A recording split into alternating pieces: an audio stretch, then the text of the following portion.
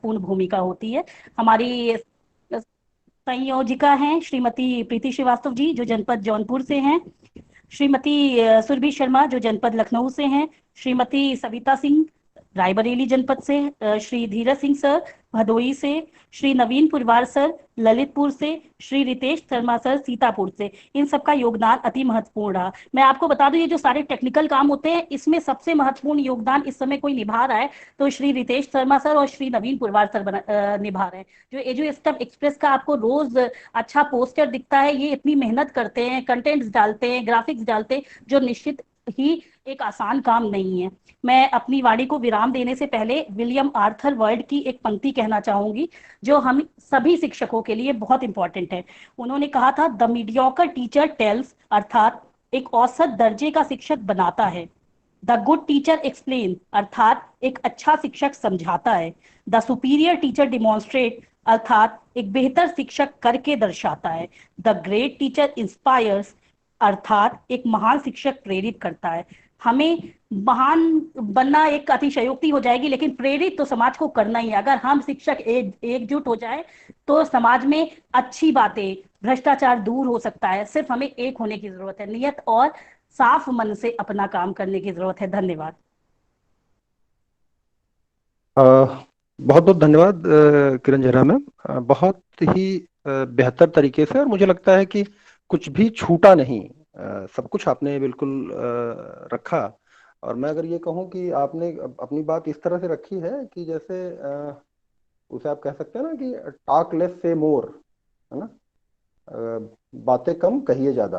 तो आपने कम में, संक्षिप्त में बहुत सारी बातें कह दी हैं। बहुत बहुत धन्यवाद आपका, पूरी रायबरेली की टीम का, जहाँ पे जिनके बाद जहाँ से कि आप जुड़ी हुई हैं। और मैं चाहता हूँ कि अब हम कार्यक्रम को आगे की तरफ ले चलते हैं। और कल हम सब प्रीति त्रिवेदी मैम को नहीं सुन पाए थे। उनकी प्रार्थना वो प्रस्तुत करना चाहती थी। तो अगर प्रीति त्रिवेदी मैम हो तो मैं उनसे आग्रह करूंगा कि मैम, मैं चाहता हूं कि आपके ही आज की आराधना और प्रार्थना के साथ आपके मुखारबिंद से आज के कार्यक्रम की विधिवत शुरुआत हो।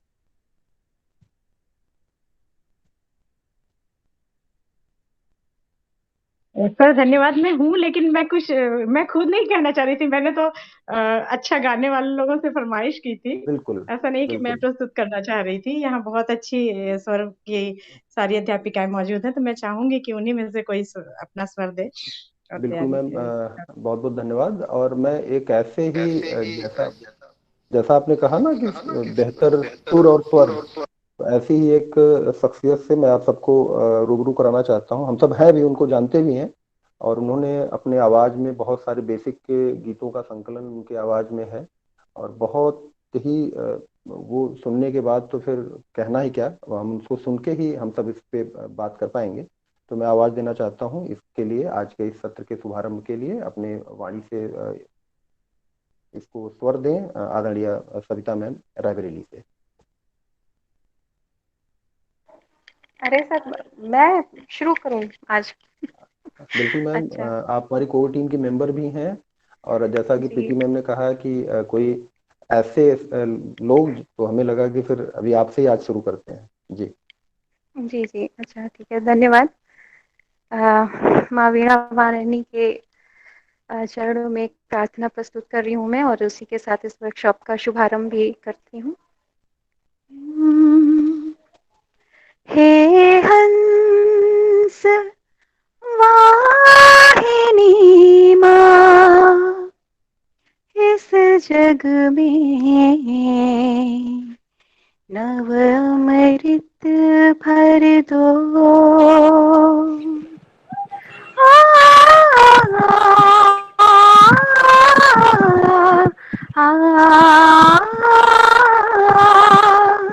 हे हंस वाहिनी माँ, इस जग में नव अमृत भर दो। हे हंस वाहिनी माँ, इस जग में नव अमृत भर दो। अंधकार मिट जाए जग में, ऐसा प्रकाश प्रज्वलित कर दो। अंधकार मिट जाए जग में, ऐसा प्रकाश प्रज्वलित कर दो, हे हंस वाहिनी माँ, इस जग में नव अमृत भर दो। रागों में हो अनुरागों में, माँ अपने शब्द का गुंजन कर। रागों में हो अनुरागों में, माँ अपने शब्द का गुंजन कर। गूंगे लगे गान करने माँ, उनके कंठों में स्वर भर दो। गूंगे लगे गान करने माँ, उनके कंठों में स्वर भर दो।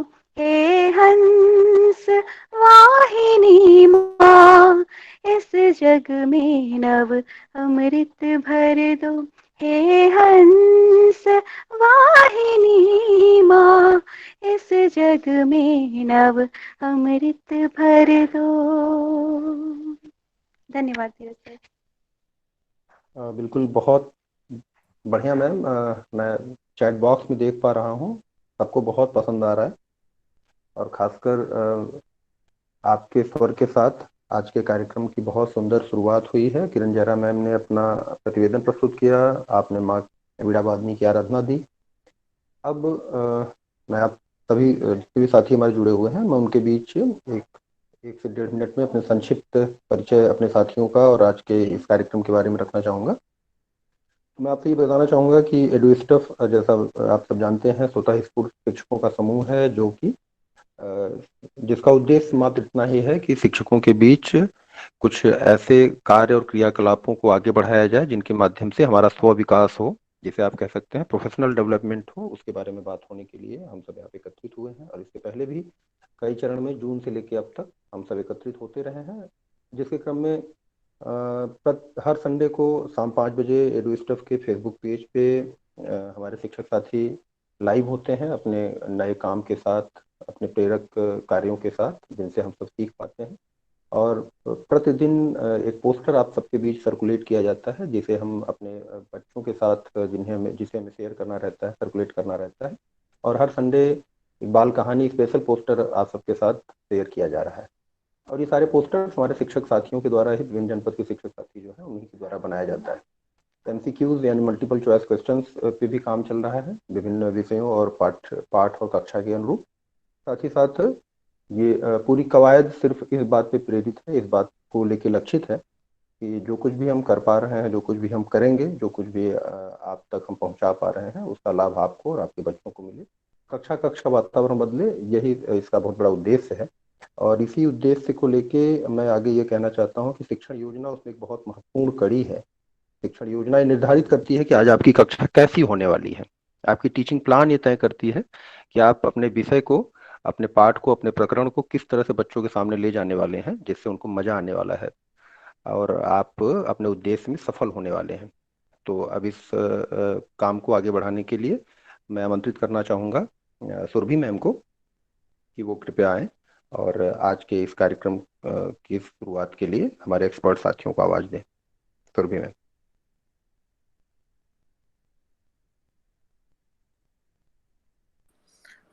नमस्कार सभी को। और धीरज जी, आपने इतना सब कर दिया है कि उसके बाद शायद कुछ कहना शेष नहीं रहता। किंतु धीरज जी की बात का मान रखते हुए मैं आग्रह करूंगी अपने विशिष्ट अतिथियों से, जो आज हमारे की एक्सपर्ट भी हैं, कि वो यहाँ पर आए और आज का जो सेशन है वो लें। तो धीरज जी, आप आग्रह करिए दोबारा। हाँ, मेरी तरफ से प्लीज। हाँ, हमारे दोनों की एक्सपर्ट आ चुके हैं मैम, और मैं निवेदन करती हूँ श्री सुशील उपाध्याय सर से कि आप आएँ और अपना सेशन लें।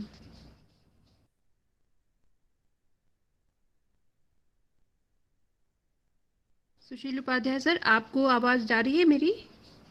सर तो ज्वाइन करे हुए हैं। हाँ सर, है, नेटवर्क इशू हो सकता है कुछ। जी सर। हेलो। जी सर, जी सर, आपकी आवाज आ रही है। नमस्ते मैम, आपने बुलाया मुझे? हाँ सर, थैंक यू। आप आमंत्रित हैं सर आज के सेशन के लिए, और बिल्कुल कॉल आ गई थी तो आवाज चली गई थी तो सुन नहीं पाया, सॉरी उसके लिए। सबसे पहले आज इस एडू स्टफ प्लेटफॉर्म पे जुड़े हुए हमारे प्रदेश के लगभग 250 शिक्षक सभी का हार्दिक स्वागत, वंदन और अभिनंदन करता हूं। निश्चित रूप से पहले मैं अपना परिचय सर, बता आपकी दूं। मेरा वॉइस नाम बहुत धीमी सुशील है। कुमार उपाध्याय है। मैं जनपद जौनपुर में सिकरारा ब्लॉक से अभी एआरपी के पद पे कार्यरत हूं। और प्रीति मैम, प्रीति श्री मैम हमारे साथ एसआरपी के रूप में कार्य कर चुकी हैं निष्ठा ट्रेनिंग में। वहाँ से हमारी आपको नहीं जानता था, लेकिन थोड़ा सा ज़्यादा जान पहचान हुई उस ट्रेनिंग के दौरान, और आपकी खूबियों को, अच्छाइयों को हमने वहाँ काफ़ी नज़दीक से देखने का मौका मिला। और आज शायद उसी का ये परिणति है कि आगामी कुछ दिवसों में शायद आपको राज्य पुरस्कार भी प्राप्त हो जाए। उसके लिए मैं अग्रिम शुभकामनाएं आपको देता हूं। और इस ग्रुप में धीरज सर जुड़े हुए हैं, आपसे भी हमारे मित्रवत संबंध है, आपको भी मैं प्रणाम करता हूं। और ग्रुप में जुड़े हुए जितने भी साथी हैं, बहुत सारे साथियों को मैं जानता हूं, और बहुत सारे साथी हमारे बहुत से जनपदों से भी जुड़े हैं। सबका मैं एक बार फिर प्रणाम करता हूं। निश्चित रूप से आज आपने लगभग 250 शिक्षकों का एक बहुत बड़ा प्लेटफॉर्म दिया है। हम लोग भी एआरपी के तौर पे ट्रेनिंग्स दिया करते हैं, वहाँ पे 25 की बाध्यता थी। उससे ऊपर हम थे तो शिक्षक संकुल तक रहते थे, वहाँ पे 45, 50, 60 तक होती थी। या कुछ अन्य ट्रेनिंग्स में 100 के आसपास ही हम लोग जुड़ते थे। तो ये मेरे लिए बहुत बड़ा मंच है, और इसके लिए मैं पूरी आपके इस आयोजक मंडल को मैं हृदय से आभार ज्ञापित करता हूं। आज हमें जो टॉपिक दिया गया है और हमारे साथी अनुपम श्रीवास्तव जी को, वो टॉपिक है टीचिंग प्लान के बारे में, शिक्षण योजना के बारे में। और अभी जब से पिछले 5 सितंबर 19 से हमारी मिशन प्रेरणा कार्यक्रम की शुरुआत हुई है उत्तर प्रदेश में, इस पे बहुत ज़्यादा चर्चा हो रही है, बहुत ज़्यादा जोर दिया जा रहा है कि शिक्षक जो हैं शिक्षण योजना बनाकर शिक्षण कार्य करें।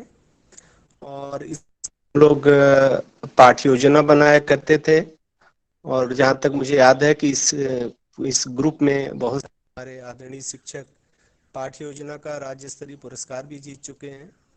तो आपके सामने इसके बारे में बहुत बात करना मेरे लिए बहुत आसान नहीं है, लेकिन हमारी जो समझ है शिक्षण योजना के बारे में, मैं उसको रखने की कोशिश करता हूँ। सबसे पहले हम ये देखते हैं कि शिक्षण योजना क्यों जरूरी है, और उसके लिए हम 2 कक्षा की परिस्थितियों की कल्पना करेंगे।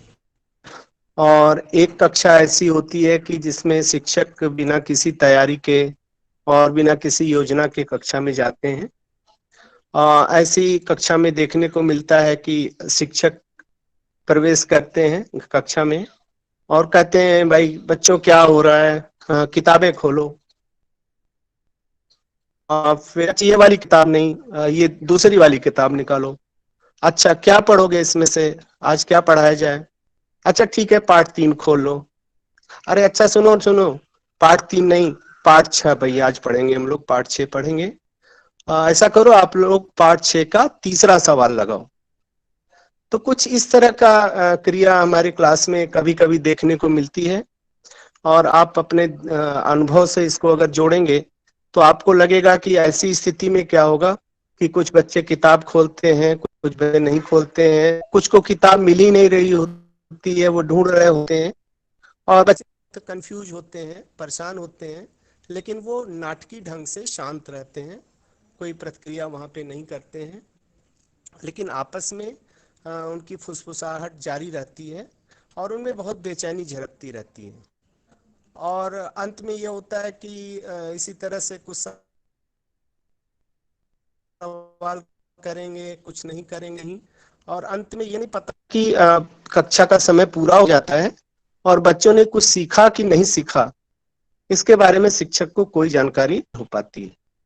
उसी तरह हम एक दूसरे कक्षा की परिस्थिति की चर्चा करते हैं जहाँ पे शिक्षक जो होता है वो एक तैयारी के साथ, एक योजना के साथ कक्षा में जाता है और वहां पे शिक्षक को पता होता है कि आज इस 40 मिनट में मुझे करना क्या है और हमारा इसका 40 मिनट का उद्देश्य क्या है, हमारी कौन सी शिक्षण सामग्री होगी और किस विषय वस्तु के साथ या किस गतिविधि के साथ हमें कितना समय देना है और पाठ के अंत में हम कैसे ये पता लगाएंगे कि हमने जो बच्चों को सिखाने की कोशिश किया वे बच्चे सीख पाए हैं कि नहीं सीख पाए हैं। और आकलन उनका साथ साथ जारी रहता है और शिक्षक देख पा रहा है कि कौन से बच्चे कमजोर हैं, कौन से बच्चे धीरे सीख रहे हैं, उनके साथ जाके वो मार्गदर्शन कर रहा है और अंत में बच्चों को गृह कार्य भी दिया जा रहा है और उसका मूल्यांकन भी किया जा रहा है।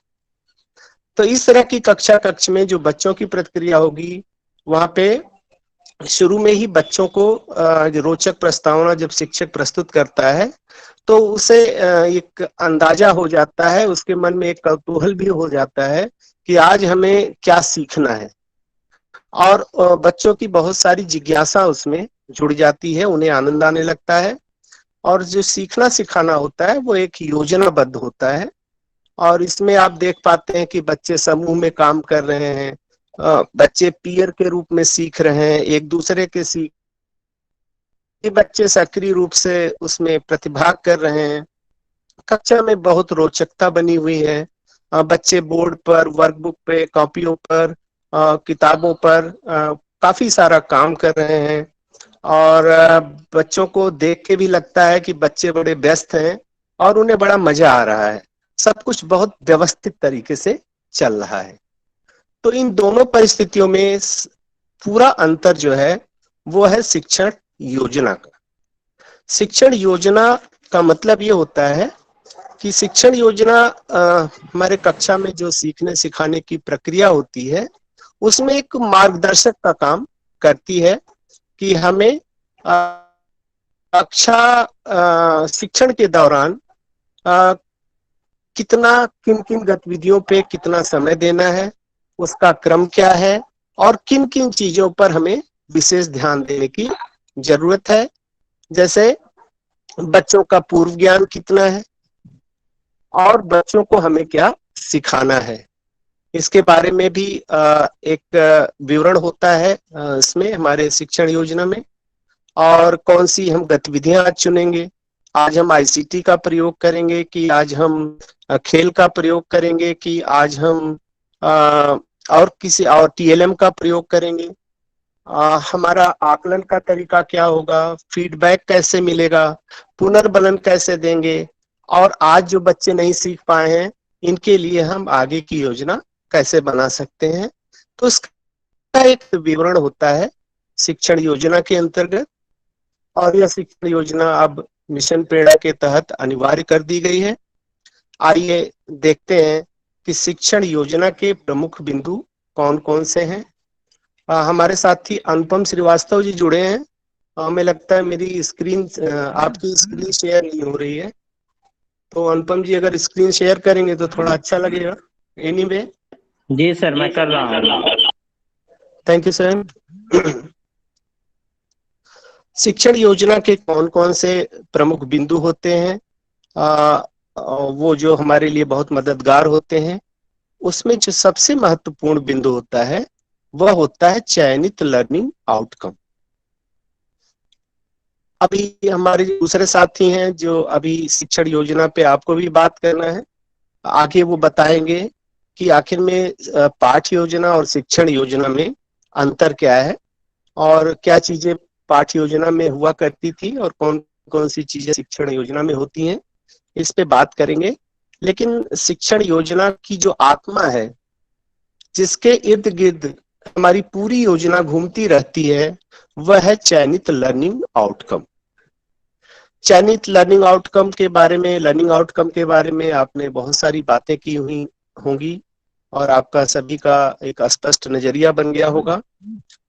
आज के 40 मिनट के शिक्षण में हम किस पाठ लर्निंग आउटकम पे कार्य करेंगे और उस लर्निंग आउटकम की संप्राप्ति के लिए किस पाठ का उपयोग करेंगे, यानी पाठ यहाँ पे एक सहायक सामग्री का काम करेगी।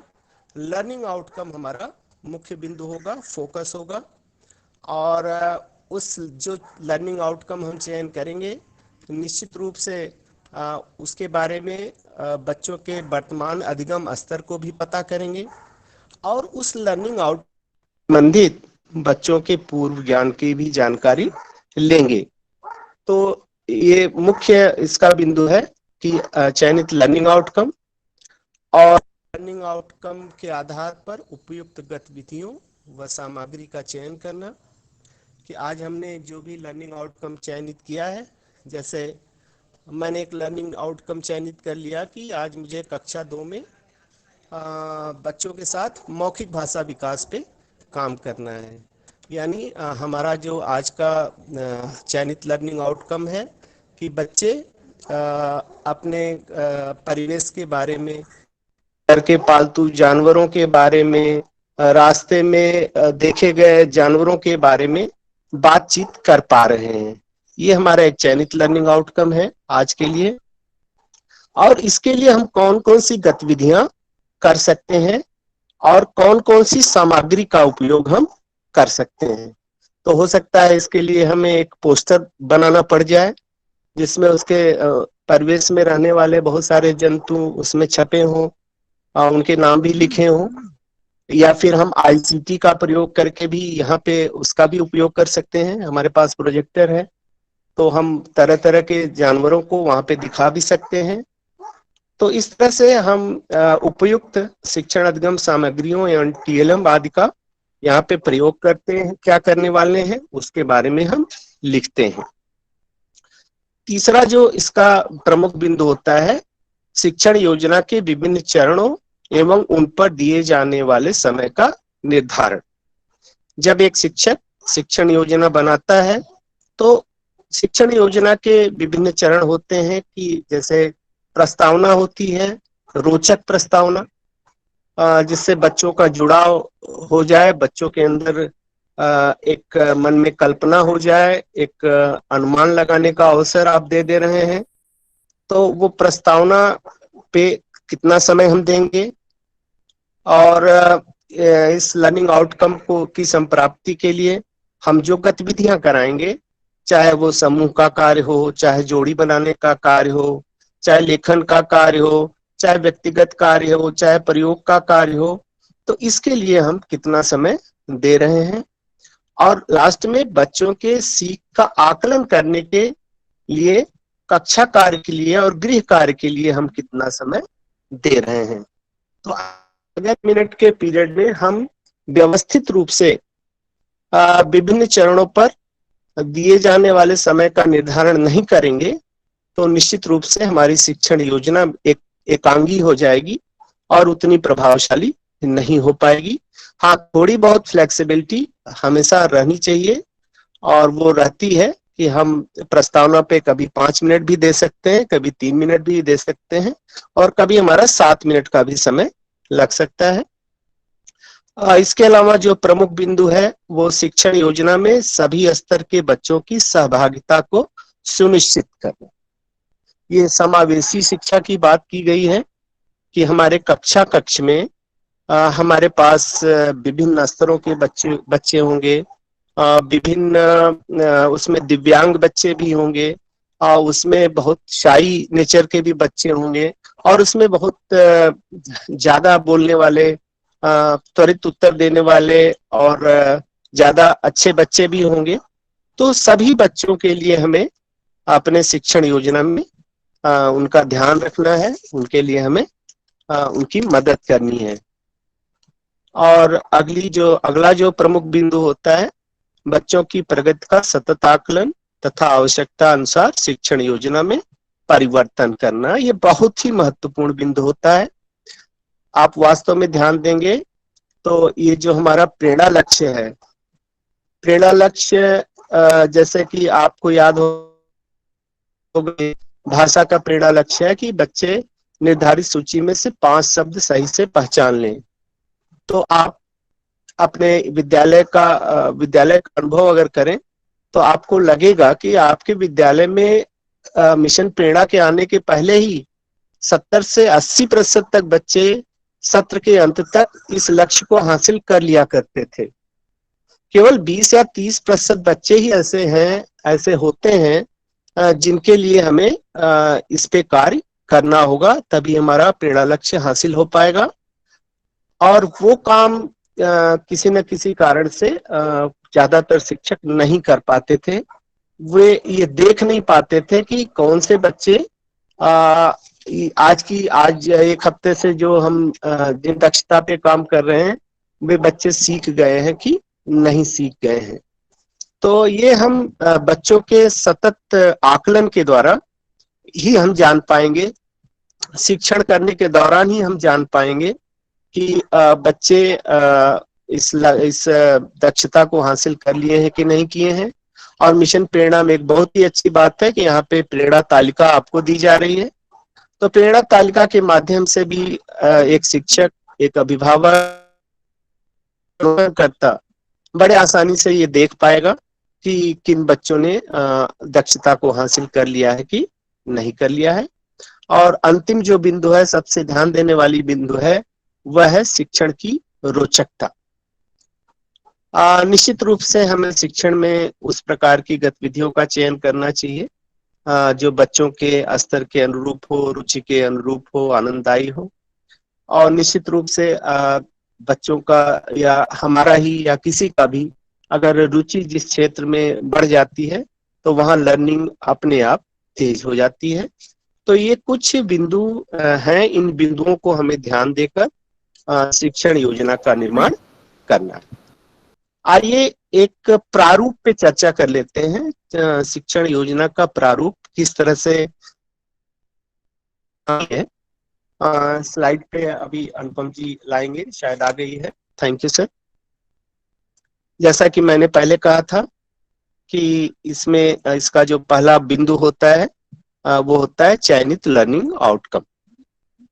और आप सभी जानते हैं कि एनसीईआरटी के द्वारा 1 से 8 तक के सभी विषयों के लिए कक्षावार अपेक्षित दक्षताओं की एक सूची बनाई गई है जिसको आप लर्निंग आउटकम भी कहते हैं। और हम इन अपेक्षित दक्षताओं को आधार मानकर एक शिक्षक शिक्षण योजना बनाएगा और इन्हीं दक्षताओं की संप्राप्ति हेतु अपना बेहतर से बेहतर प्रयास करें। तो एक पाठ से एक से अधिक लर्निंग आउटकम प्राप्त किए जा सकते हैं। उस लर्निंग आउटकम का हमें यहाँ पे चयन करना है और ये लर्निंग आउटकम आपको पाठ्य पुस्तक मिल जाएंगे, प्रिंटेड रूप में आपके पास पहुंचेगी, किताबों में आपने देख लिया होगा। तो इन चयनित इन लर्निंग आउटकम को हम अपने शिक्षण का उद्देश्य बनाएंगे, शिक्षण का केंद्र बिंदु बनाएंगे और इसके ही इर्द गिर्द इसके ही संप्राप्ति के लिए हम कार्य करेंगे। उसके बाद हम लिखेंगे कि उस प्रकरण, पाठ या इकाई का नाम जिस पर कार्य करने के लिए चयन किया गया है, यानी वो कौन सा पाठ है किताब में जिसके द्वारा उक्त लर्निंग आउटकम हासिल किए जाने में सहयोग होगा। उसके अलावा तीसरा बिंदु हमारा होता है आवश्यक संसाधन, जिसको आप सहायक सामग्री कहा करते थे पहले। हम कौन से टीएलएम यूज करेंगे यहाँ पे, कौन से आईसीटी का टूल्स हम प्रयोग करने वाले हैं, कौन से गति का प्रयोग करने वाले हैं, इन सारी चीजों का यहाँ पे हम अंकन कर देते हैं।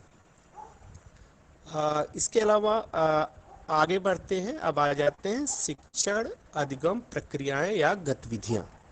ये हमारा मेन पोर्शन होता है और यहाँ से हम अपने कक्षा की जो लर्निंग प्रोसेस है उस पे हम यहाँ पे वहाँ उसकी शुरुआत करने वाले हैं। और इसको योजना में 3 पार्ट में बांटा गया है। पहला है शिक्षण के प्रारंभ में, ये 3 चरणों में बांटा गया है। और दूसरा चरण है शिक्षण के दौरान और तीसरा चरण है शिक्षण के उपरांत या शिक्षण की समाप्ति पर। शिक्षण के प्रारंभ में, शिक्षण के दौरान, शिक्षण की समाप्ति के लिए 40 मिनट के अगर आदर्श कालांश की बात की गई है तो 5 मिनट से 7 मिनट का समय हम शिक्षण के प्रारंभ के लिए देंगे और 20 से 25 मिनट का समय हम शिक्षण के दौरान कार्य करने के लिए देंगे और शिक्षण की समाप्ति पर आकलन और समेकन के लिए लगभग 10 मिनट का समय हम दे सकते हैं और इस समय को हम थोड़ा बहुत एक शिक्षक अपनी योजना के अनुसार कम ज्यादा भी कर सकता है। ऐसा कोई एकदम से एग्जैक्ट नहीं है कि हमारा शिक्षण की जो शुरुआत है, हमारी प्रस्तावना जो है वो 5 मिनट में ही पूरी हो जाएगी। 7 मिनट भी लग सकता है, 4 मिनट भी हो सकता है। और शिक्षण के प्रारंभ में हमें उन बिंदुओं को लिखना होता है जिन पर चयनित लर्निंग आउटकम से संबंधित बच्चों के पूर्व ज्ञान को जानने के लिए बातचीत या गतिविधि करेंगे। निश्चित रूप से अगर हम बच्चों के साथ अगर हम जोड़ पे काम कर रहे हैं तो हमें सबसे पहले उनके जो अंक ज्ञान है, संख्याओं की जानकारी है, वो वहां पे हमें देखना होगा कि बच्चों के अंदर वो पूर्व ज्ञान है कि नहीं। बच्चे 1 से 9 तक की संख्याओं को पहचान लेते हैं, गिन लेते हैं, क्रम में लगा लेते हैं कि नहीं। इसके बाद ही हम जोड़ पे कार्य कर पाएंगे। तो पूर्व ज्ञान को जानना बहुत जरूरी होता है और एक तरह से कह सकते हैं कि शिक्षण के प्रारंभ में पूर्व ज्ञान को हम बच्चों के सक्रिय करते हैं और यहीं पे बड़े ही रोचक तरीके से हम बच्चों के अंदर एक कौतूहल भी पैदा करते हैं कि आगे हम क्या सीखने वाले हैं। तो एक तरह से जो हमारी पाठ्य योजना हुआ करती थी उसके प्रस्तावना के अनुरूप ही है ये, जैसे वहां पे प्रस्तावना होती थी। अभी दूसरे साथी हमारे विस्तार से चर्चा करेंगे और इसमें जो हमारे जो 3 चरण हैं, इसमें हमें 2 चीजों का ध्यान देना है कि इस चरण पे कितना समय दिया जा रहा है और जैसे सतत आकलन की बात की जा रही है तो हर चरण में हम पूरे कक्षा शिक्षण के दौरान हमेशा सतत रूप से बच्चों का आकलन भी करते रहेंगे और बच्चों के पूर्व ज्ञान पर आधारित बातचीत, रोचक गतिविधियों के द्वारा, प्रश्नोत्तर के द्वारा, कक्षा कार्य के द्वारा, बहुत सारे तरीकों के द्वारा, बच्चों के मौखिक अभिव्यक्ति को देख के, बच्चों की कॉपियों को देख के हम लगातार आकलन करते रहेंगे। दूसरा जो स्टेप होता है, दूसरा चरण होता है, वो होता है शिक्षण के दौरान। शिक्षण के दौरान उन गतिविधियों, प्रयोगों, प्रसंगों, कक्षा कार्यों आदि के बारे में लिखा जाएगा जिन पर बच्चों के साथ हमें कार्य करना है। इसमें इस बात को भी लिखना है कि बच्चे को कब अकेले काम करना है, कब जोड़ी में काम करना है, कब समूह में काम करना है, कब अभ्यास कार्य का अवसर देंगे। और इसमें आप उन मुख्य प्रश्नों को भी लिखेंगे जो आप बच्चों से करने वाले हैं और यहाँ पे अपनी कठिनाइयों का भी जिक्र कर सकते हैं जो संभावित हैं, जो समस्याएं आपके कक्ष में आ सकती हैं। और इसके लिए सामान्यतः 20 से 25 मिनट उचित होता है। 20-25 मिनट के अंदर हम शिक्षण के दौरान का चरण पूरा करते हैं। और इसमें जैसे अगर हम भाषा शिक्षण कर रहे हैं तो यहाँ पे हम शिक्षक आदर्श वाचन पे 5 मिनट ले सकता है और बच्चों द्वारा सत्सर वाचन पे 5 मिनट ले सकता है और शिक्षक द्वारा पाठ की व्याख्या करना व उसके लिए गतिविधि करवाना पे 15 मिनट ले सकता है। इसी तरह अगर हम विज्ञान पे बात कर रहे हैं या परिवेश पे बात कर रहे हैं तो वहां पे करके सीखने का अवसर देना, सूची बनवाना, वर्गीकरण करना, इन सारी प्रक्रियाओं के लिए भी हम यहाँ पे समय निर्धारित कर सकते हैं। यानी हमारी कोशिश ये होनी चाहिए कि बच्चों के अंदर ज्ञान सृजित हो रहा हो, बच्चे लर्न कर रहे हो, बच्चे रट न रहे हो और उसके लिए हमें बच्चों को गतिविधियों के द्वारा हमें वहां पे सीखने का अवसर देना होगा। और यहीं पे हम अपने TLM का भी बेहतर उपयोग कर पाएंगे, और इसी प्रक्रिया के दौरान हम अपने आईसीटी का भी प्रयोग बेहतर ढंग से कर पाएंगे। तो ये शिक्षण के दौरान में हम 20 से 25 मिनट का समय दे सकते हैं। आगे बढ़ते हैं। वह शिक्षण की समाप्ति पर निश्चित रूप से शिक्षण के अंत में एक शिक्षक का ये कर्तव्य होता है कि वह जान पाए कि आज मैंने जिस दक्षता को विकसित करने का प्रयास किया। सर मैं आपको जो है ना थोड़ा डिस्टर्ब कर रही हूँ सर, यहाँ पर आपकी स्क्रीन प्रेजेंट नहीं हो रही है सर, प्लीज देखें, किसी और ने प्रेजेंट कर दी थी तो आपकी स्टॉप हो गई है। हो रही है मैम, देखिए हो रही है screen present. Ma'am Anupam Kumar पे पिन कीजिए आप, स्क्रीन प्रेजेंट हो रही है। ओके सुशील सर आप मैम थोड़ा सा बचा है, कहिए तो कंप्लीट कर दें। जी सर कंटिन्यू करिए। Thank you. शिक्षण की समाप्ति पे यहाँ पे 10 मिनट का समय दिया जा सकता है और यहाँ पे हम उन बिंदुओं को लिखेंगे जिसके द्वारा आज हम किस तरीके से बच्चों का आकलन किए और हमें उस आकलन का क्या परिणाम मिला, किन बच्चों ने आज इस दक्षता को उनके अंदर ये दक्षता का विकास नहीं हो पाया है, ऐसे बच्चों का नाम भी लिखेंगे।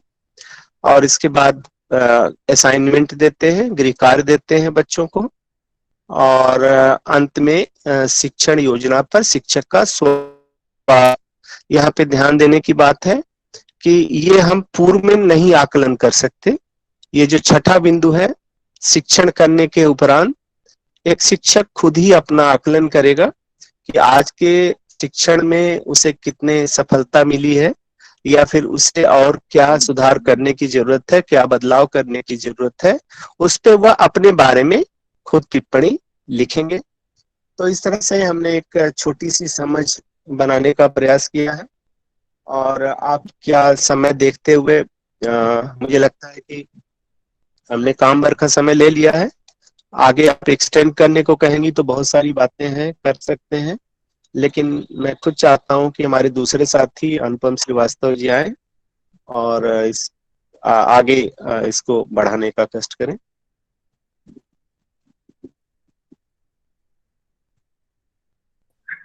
धन्यवाद।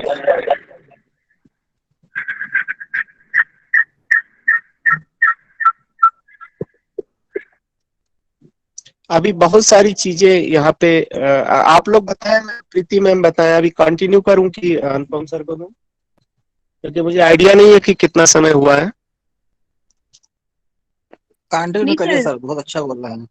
परफेक्ट है। अगर आपको कुछ और चीज इसमें जोड़नी हो तो आप जोड़ दें, नहीं तो फिर मैम जोड़ना ये था कि आपने जैसे हमारी बात हुई थी तो आपने कहा कि एक इंग्लिश का लेसन प्लान यहाँ पे एग्जाम्पल के तौर पे दिया जाए तो हो सकता है लोगों को उस पे अच्छी समझ बन पाएगी। जी सर। तो अगर कहे तो 5 मिनट में एक इंग्लिश का लेसन प्लान स्लाइड पे है, उसको कर लेते हैं। उसके पहले मैं 1 मिनट का समय चाहूंगा और लेफ्ट होके जुड़ूंगा क्योंकि आवाज आप लोगों की मुझे नहीं आ रही, बीच में कोई कॉल आ गया था, तो मुश्किल से 30 सेकंड लगेंगे।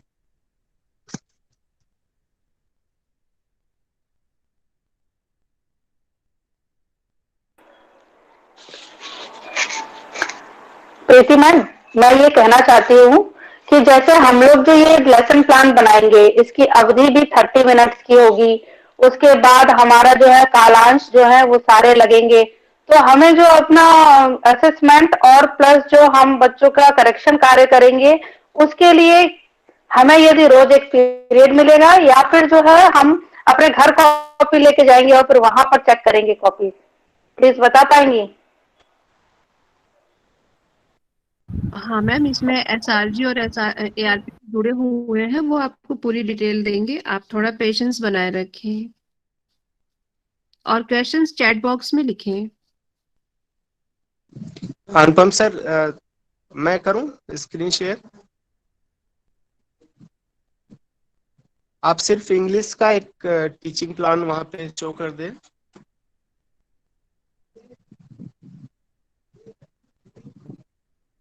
ये मैंने जैसा बताया था कि कक्षा 1 से 8 तक के 8 तक के लिए सभी विषयों के लिए एनसीईआरटी के द्वारा ये एक्सपेक्टेड लर्निंग आउटकम की जो सूची विकसित की गई है, ये यहाँ पे प्रदर्शित हो रही थी।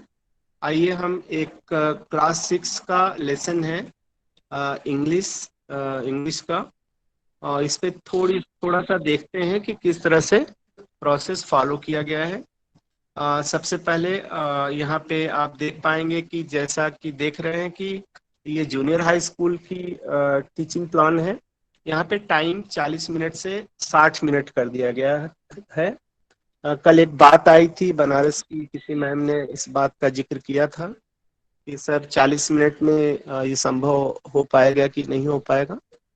तो हमें लगता है कि जूनियर के लिए मिशन प्रेरणा ने ये 60 मिनट का समय यहाँ पे निर्धारित किया है। और इसमें सबसे पहला जो इनका चरण है उसमें लर्निंग आउटकम लिया गया है, चयनित लर्निंग आउटकम।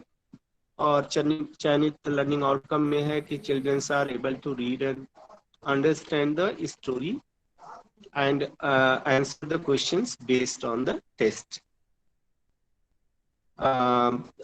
स्टोरी को पढ़ सकें और समझकर उसके सवालों का जवाब दे सकें। ये लर्निंग आउटकम केंद्र में रख के ये शिक्षण योजना बनाई गई है। और टॉपिक है गुलिवर इन लिलीपुट। और रिक्वायर्ड मटेरियल जैसा आप बात हुई कि जो भी TLM यूज होने वाले हैं, जो भी टूल्स यूज होने वाले हैं, उसको यहाँ पे हम लिखते हैं। तो यहाँ पे इन्होंने टेक्स्ट बुक लिया है और उसकी पिक्चर्स को ले लिया है। अब टीचिंग लर्निंग प्रोसेस है, इसमें स्टेप फॉलो किए गए हैं। इसमें 3 स्टेप होते हैं। और यहाँ पे एक बहुत महत्वपूर्ण चीज बताने के लिए है कि किसी भी लर्निंग आउटकम को कभी भी एक दिन में हम पूरा नहीं करेंगे। ये हमसे होता है कि हम एक ही दिन में कभी कभी उसको कर लेते हैं, लेकिन ये स्पष्ट निर्देश है कि एक लर्निंग आउटकम पे हम 1 से ज्यादा दिन तक जरूर काम करेंगे। और वो शिक्षक डायरी में कैसे दर्ज होगी, हमारे अगले साथी आपको अच्छे से बताएंगे। शिक्षण की शुरुआत में यहाँ पे ये भी आप देख पा रहे हैं कि ये जो टीचिंग प्लान है ये बाईलिंगुअल है।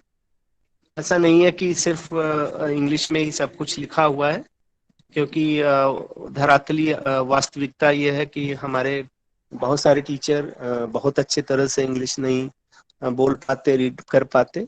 तो उनके लिए और हमारे बच्चों के लिए भी ये बहुत नितांत आवश्यक है कि हमारे ज्यादातर बच्चे इंग्लिश को ठीक से वो नहीं कर पाते हैं। तो इसके लिए बाईलिंगुअल अप्रोच रखा गया है कि हिंदी भी साथ साथ चलती रहेगी। और यहाँ पे शिक्षण की शुरुआत देखिए कैसे की जा रही है। Teacher says today we will read a very good story, but before that tell me, have you heard of Gulliver? आपने गुलिवर के बारे में सुना है? Teacher okay, suppose you are happen to be in town where people are 5 times taller than you. How will you feel? What will you do? अब देखिए अच्छे तरीके से एक इस तरह का प्रश्न बच्चे के सामने रख दिया है कि बच्चे यहाँ पे कल्पना करने के लिए मजबूर हैं, तर्क करने के लिए मजबूर हैं, सोचने के लिए मजबूर हैं, और उनका जुड़ाव पाठ की तरफ कितने अच्छी तरीके से हो रहा है। अब वो ये सोच पा रहे हैं कि मुझसे बड़ा 5 गुना मुझसे बड़ा आदमी होगा तो मैं उसके पैर के नीचे दब जाऊंगा, या मैं चिल्लाऊंगा तो मेरी बात सुन पाएगा कि नहीं सुन पाएगा।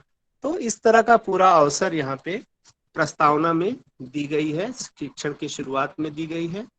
और निश्चित रूप से शिक्षण का जो शुरुआत का टाइम होता है 5 से 7 मिनट, अगर 5 से 7 मिनट में आपने इसकी शुरुआत अच्छे तरीके से कर दी है तो 90% चांसेस हैं कि आपका जो टीचिंग प्लान होगा वो बहुत बेहतर तरीके से वो हो पाएगा, लागू हो पाएगा।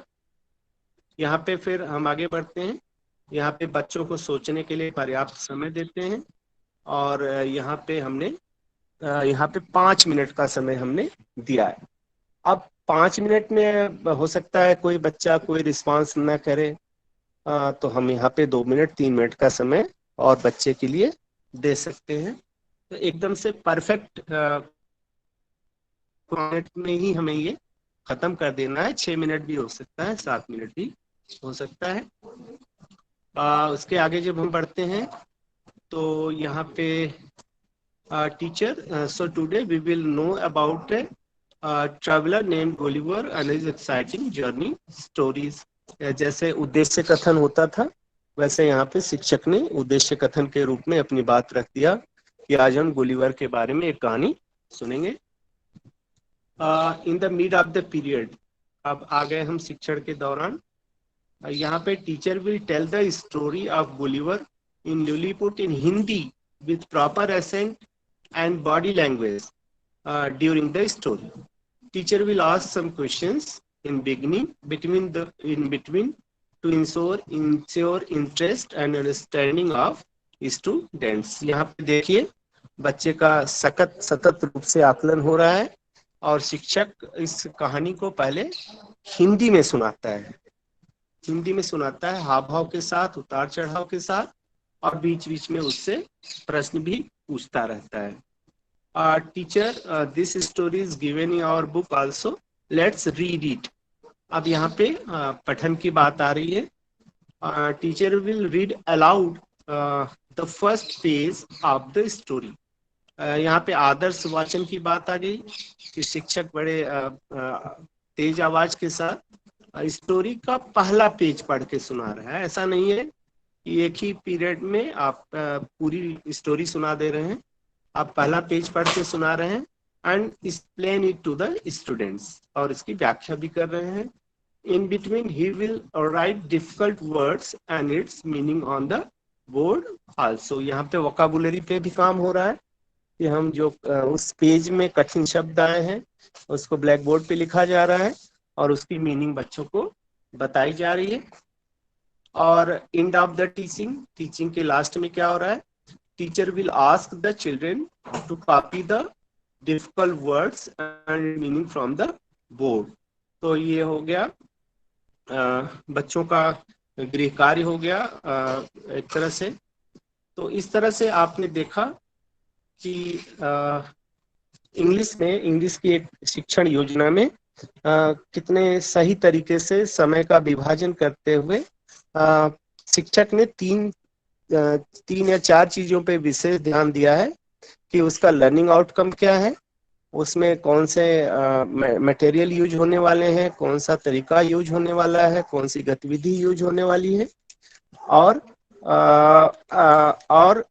ये हमारे जो 3 स्टेप है, शिक्षण के पहले क्या करना है, शिक्षण के दौरान क्या करना है, शिक्षण की समाप्ति पे क्या करना है। तो शुरुआत में हमारी प्रस्तावना रोचक हो, बीच में हम TLM गतिविधियों, ICT आदि का बेहतर तरीके से उपयोग करें, और लास्ट में हम अच्छे तरीके से आकलन कर लें, और फिर हम अपनी आगामी शिक्षण योजना बना लें।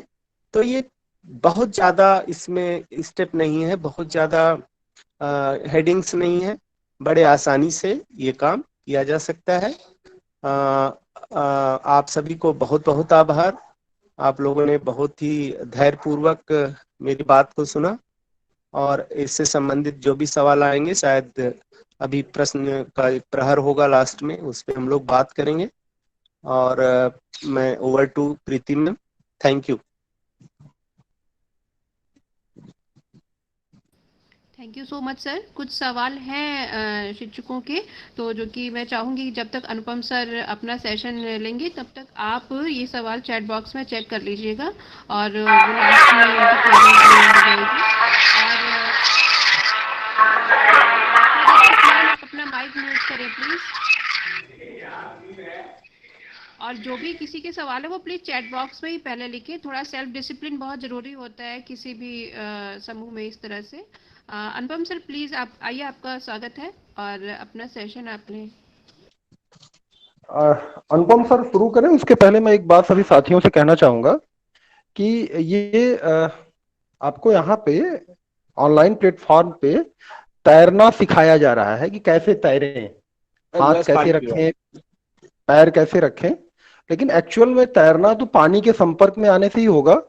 तो कुछ सवाल इस तरह के हैं जो कि वाकई में वो क्लासरूम में ही तय होंगे, जैसे इतने देर में सम अप कैसे करेंगे, क्या हम असेसमेंट कर पाएंगे कि नहीं कर पाएंगे। तो आप जब अपने कंपेंडियम को पढ़ेंगे तो उसमें आपको ये लिखा हुआ मिलेगा कि यथावश्यक कक्षा की परिस्थितियों के अनुरूप आप बदलाव कर सकते हैं। आप बाइंड अप नहीं है कि आपको बस ऐसे ही करना है, वो आप अपनी परिस्थिति अनुरूप उसमें बदलाव कर सकते हैं जब आप इसका अपनी कक्षा कक्ष में प्रयोग करेंगे। जी अनुपम सर शुरू करें। और सुशील सर बहुत बहुत धन्यवाद, बहुत शानदार सेशन रहा आपका, बहुत मजा आया। थैंक यू भैया, thank you sir.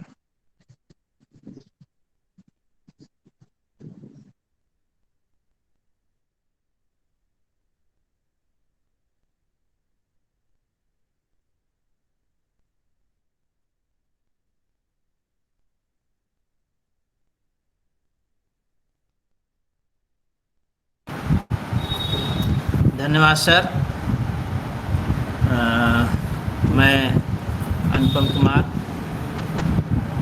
ARP Sikrara Jaunpur, सर्वप्रथम सभी आयोजकों को धन्यवाद देता हूं कि आपने मुझे मौका दिया, और ख़ास तौर से प्रीति मैम को, सुशील उपाध्याय जी को, जिन्होंने कहा कि आपको प्रेजेंट करना है, शिक्षण योजना के संबंध में कुछ चीज़ें करनी है। तो उस संबंध में मुझे गणित शिक्षण के संबंध में कुछ चर्चा करने हेतु निर्देशित किया गया था।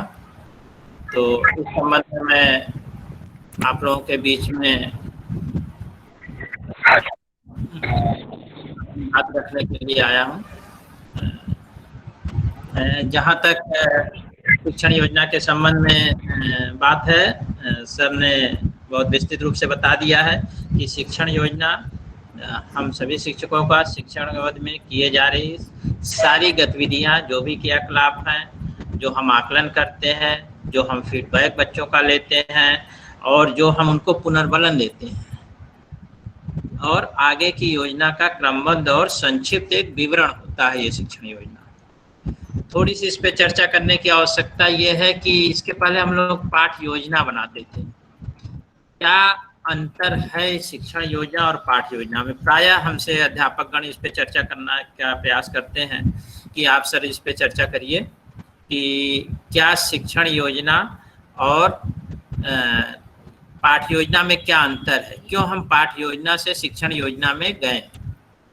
अगर हम पाठ योजना से शिक्षण योजना में गए हैं तो निश्चित रूप से क्या होगा कि कोई न कोई चीज़ ऐसी होगी जो हमको दोनों में अंतर करने के लिए प्रेरित की होगी। जैसा कि आप सभी जानते हैं कि पाठ योजना हमारी पाठ आधारित होती थी और उस पर हम दक्षताओं पर थोड़ा काम करते थे और पाठ के आधार पर हम लोगों ने निश्चित किया। मिशन प्रेरणा के तहत NCERT ने यह लर्निंग आउटकम की चर्चा की। क्यों चर्चा की कि आप सभी मालूम है कि RT एक्ट 2009 में हम गुणवत्तापूर्ण शिक्षा सीखने पर बल दिया गया था। उसके अंतर्गत ही प्रगति के सूचक के रूप में क्या चीजें कारगर होंगी, कैसे हम उनको देखें, इसके लिए NCERT ने प्रारंभिक कक्षाओं कक्षा 1 से 8 तक के लिए लर्निंग आउटकम निर्धारित किए step by step checkpoint के रूप में।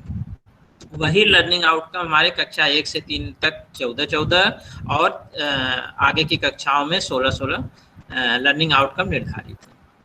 अब शिक्षण योजना जो बनाई गई है यह निश्चित रूप से हमारी पाठ्य योजना से थोड़ा अंतर है, और अंतर जो है वह हमारे लिए ये फायदे की चीज है कि इसको हम कम समय में बना सकते हैं।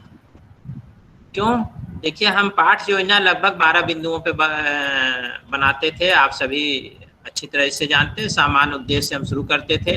विषय क्या सामान्य उद्देश्य होता था, 2 सामान्य उद्देश्य होते थे, पाठ से संबंधित 3 विशिष्ट उद्देश्य होते थे। उसके बाद जो है फिर हम पूर्व ज्ञान की बात करते थे, प्रकरण आता था हमारा, फिर हमारी प्रस्तावना कौशल का भाग आता था, प्रस्तुतिकरण कौशल का भाग आता था।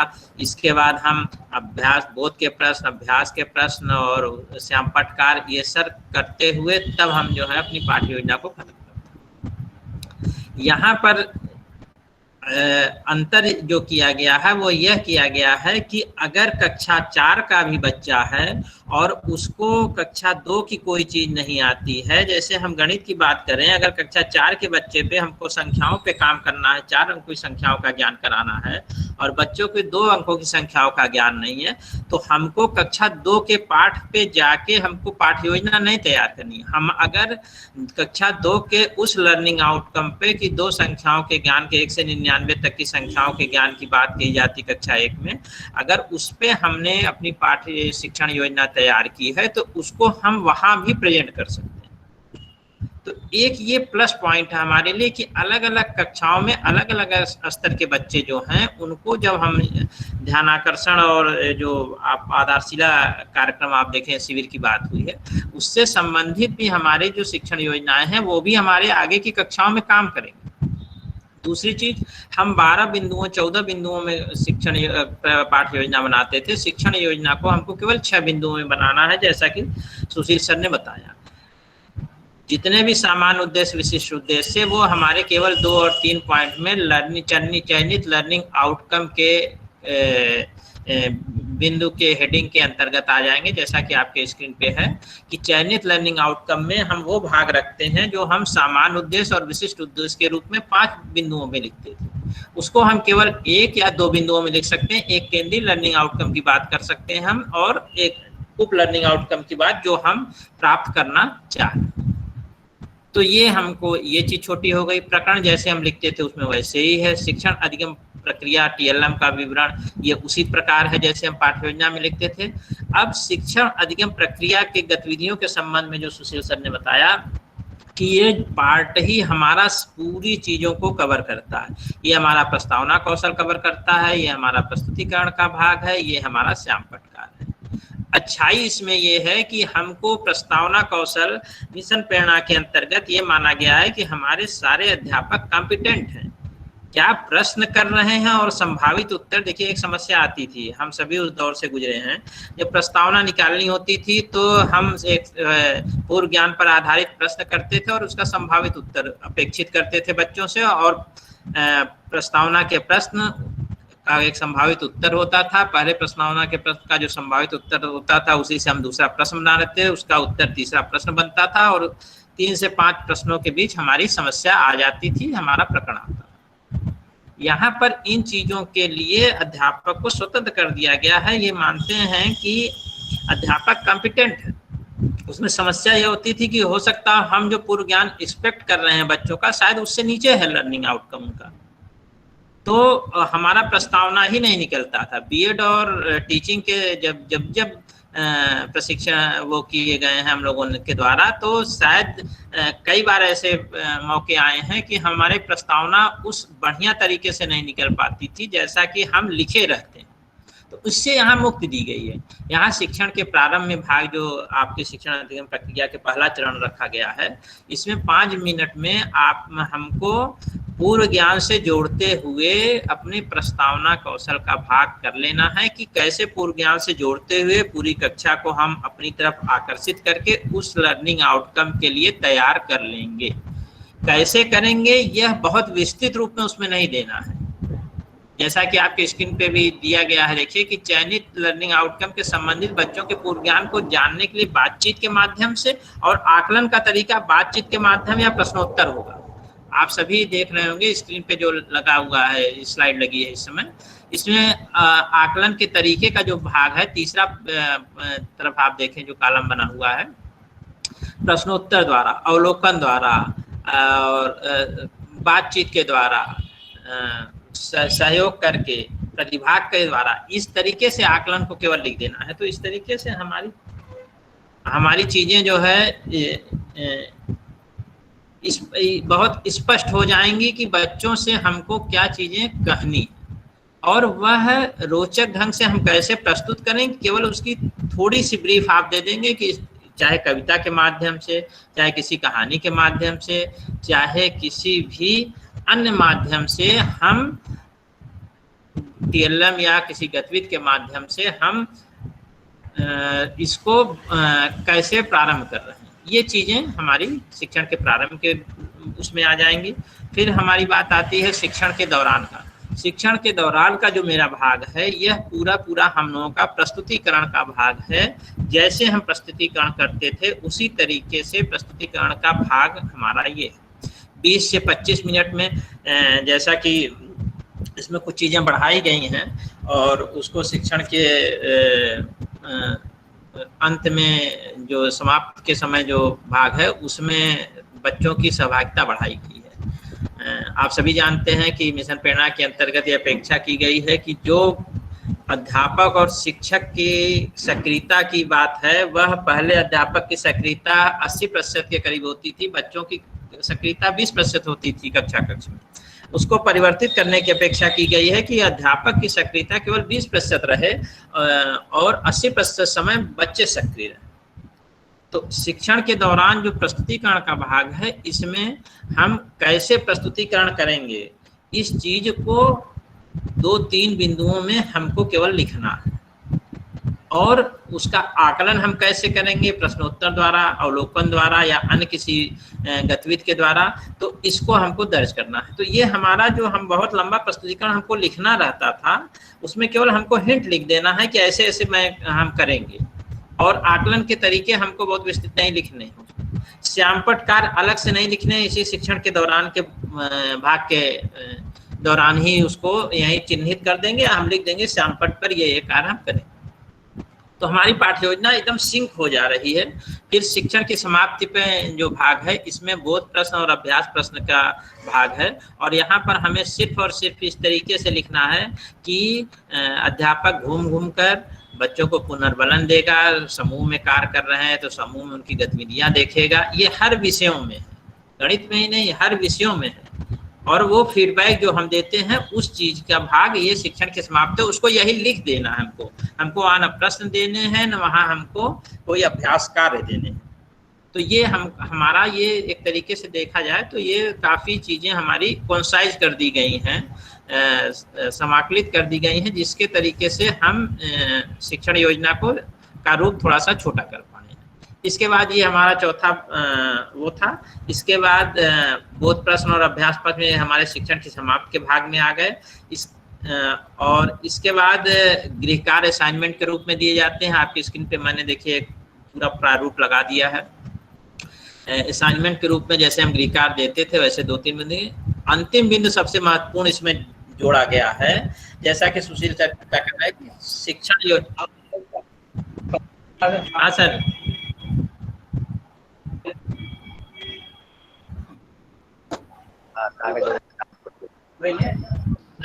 आप कंटिन्यू करें सर। अच्छा, थैंक यू मैम।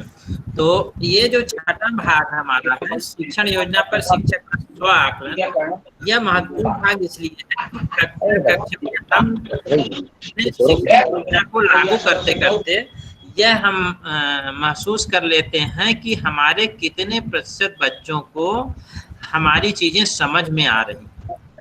तो अध्यापक स्वयं आकलन कर लेगा अनुभव से कि कितने प्रतिशत बच्चे हमारे सीख पा रहे हैं, या जो चीज़ हम जिस लर्निंग आउटकम को लेके ये चीज़ें हमने शुरू की थी इस शिक्षण योजना को, कितने प्रतिशत बच्चों तक पहुंच रही है। बाकी शेष प्रतिशत बच्चों के लिए हमें क्या करना है, यहाँ पर वह चीज़ हमको लिखनी है कि जो बच्चे हमारे पीछे रह जा रहे हैं या जिनकी सहभागिता नहीं हो पा रही है या हमारे आकलन के अनुसार उस अपेक्षित लर्निंग आउटकम को नहीं प्राप्त कर पा रहे हैं, उसके लिए हम आगे क्या योजना बना रहे हैं। या जैसा सुशील सर ने अभी अंग्रेजी का लेसन जो शिक्षण योजना प्रेजेंट कर रहे थे, दूसरे दिवस में अगर हमारी जाती है शिक्षण योजना कोई भी लर्निंग आउटकम, जैसा कि आप सभी को स्पष्ट है कि भाषा के 4 और गणित के 5 केंद्रीय लर्निंग आउटकम निर्धारित किए गए मिशन प्रेरणा के अंतर्गत। तो क्या इसी 4 और 5 बिंदुओं के अंतर्गत ही पूरी पढ़ाई हो जाएगी कक्षा 1 से 8 तक की? बिल्कुल हो जाएगी, लेकिन उस चीज को और फैलाया गया है। उसको जब तक हमको स्पष्ट नहीं रहेगा, हम उसको, जैसा कि अभी सर कुछ कह रहे थे कि ये चीज़ें हम लोग इसको जैसे देखना और मिठाई को खाना दोनों में जो अंतर कुछ बता रहे थे अभी सर, जब मैं प्रेजेंट करने में थोड़ा ध्यान नहीं दे पाया कि निश्चित रूप से इसको जब हम बना के देखेंगे तब इसकी समस्याएं आएंगी। तो स्व आकलन का ये भाग हमारा है और ये बहुत महत्वपूर्ण भाग है। इसको बहुत ही हल्के में नहीं, इसी को गंभीरता से लेना है, क्योंकि यही डिसाइड करेगा कि हमारा कौन बच्चा किस लर्निंग आउटकम पे है। अब इसके बाद हम सीधे आ जाते हैं समय की उस देखते हुए कि गणित के संबंध में हमको एक कहा गया है कि आप प्रेजेंट कर देंगे। देखिए, एक आरंभिक स्तर पर गणित के संबंध में ये 5 केंद्रीय लर्निंग आउटकम आपके स्क्रीन पर निर्धारित किए गए हैं। ये 5 केंद्रीय लर्निंग आउटकम के अंतर्गत नेस्टेड लर्निंग आउटकम है। नेस्टेड लर्निंग आउटकम के अंतर्गत उप लर्निंग आउटकम। अब हमको शिक्षण योजना बनानी कहाँ से है, कैसे है, इस पे थोड़ी सी हम चर्चा कर देना चाहेंगे कि ये देखिए 5 लर्निंग आउटकम के तहत जो हैं ये 3 उप विषयों के अंतर्गत बाएं तरफ आप देखें तो आपकी स्क्रीन पर 3 बॉक्स दिए गए हैं। उसमें संख्याओं की समझ एवं गणितीय कार्य, ज्यामिति और माप, सामान्य गणित एवं डेटा संधारण। इन तीनों उप विषय के अंतर्गत शायद हमारी स्क्रीन किसी ने मैम ने प्रिंट कर दी थी, जिसकी वजह से नहीं हो रही है, तो हम थोड़ा सा प्रयास करते हैं फिर से स्क्रीन को प्रिंट करने का।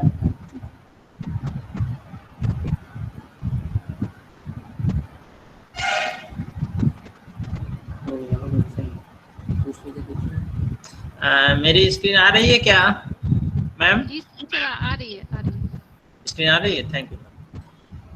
तो ये जो हम गणित के केंद्रीय लर्निंग आउटकम की बात कर रहे थे, ये गणित के 5 जो केंद्रीय लर्निंग आउटकम हैं, शायद केंद्रीय लर्निंग आउटकम की स्क्रीन नहीं आ रही है, वो सुनीता मैम की ने वो कर दिया था, मैं फिर से करता हूँ।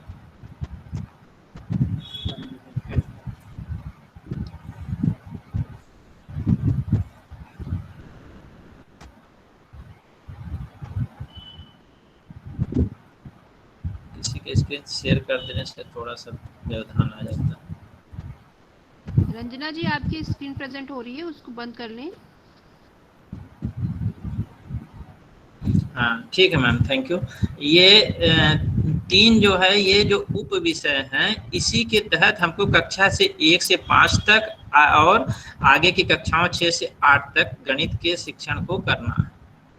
अब इसमें जैसे पहला केंद्रीय आउटकम दिया गया, केंद्रीय लर्निंग आउटकम, कि बच्चे संख्याओं की समझ के संबंध में अपने परिवेश को मात्रात्मक रूप में देखने व समझने के लिए संख्याओं का प्रयोग करते हैं। संख्याओं के संबंध में शायद हमारा प्रेरणा लक्ष्य में पहला ही कक्षा 1 का ही प्रेरणा लक्ष्य है कि 1 से 99 तक की संख्याओं की समझ विकसित करना। 5 प्रेरणा लक्ष्य है, 5 संख्याओं को सही पहचान लेना, ये प्रेरणा लक्ष्य हमारा कक्षा 1 का। और वह संख्याएं कहाँ से होंगी? 1 से 99 के बीच में।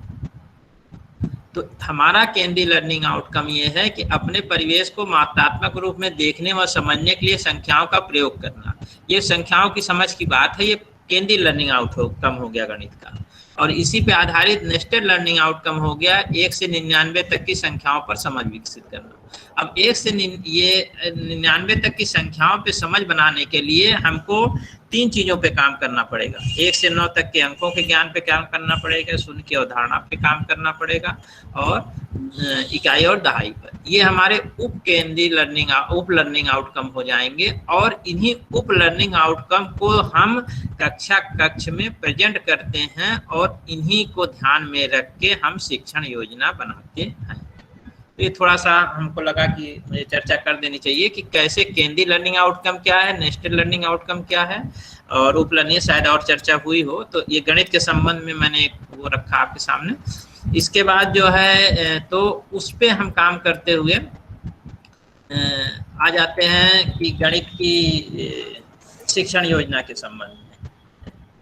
गणित की शिक्षण योजना के संबंध में जैसा कि हमने बताया कि 6 बिंदुओं पर हमारी शिक्षण योजना बनती है। सबसे पहले इस कक्षा 1 की ही हमने बात कर ली है कि कक्षा 1 में बच्चे संख्यापूर्ण अवधारणाओं को लेके आते हैं, लेकिन उनको व्यवस्थित रूप देना शिक्षक की जिम्मेदारी होती है।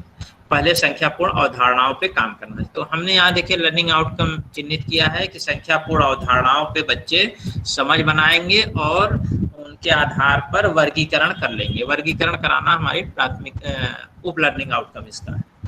और हमारा ने पाठ लिया है बाग। सीखने सिखाने की सामग्री जैसा भी होता है कि कोई भी चित्र या पोस्टर अगर हम बाग का रखें तो बहुत अच्छा है। शिक्षण की शुरुआत में केवल इसमें हमने देखिए ये जो बनी हुई है इस शिक्षण संग्रह में हमारे थी, गांव या आसपास लगने वाले किसी मेले या देश की बातचीत हम कर सकते हैं।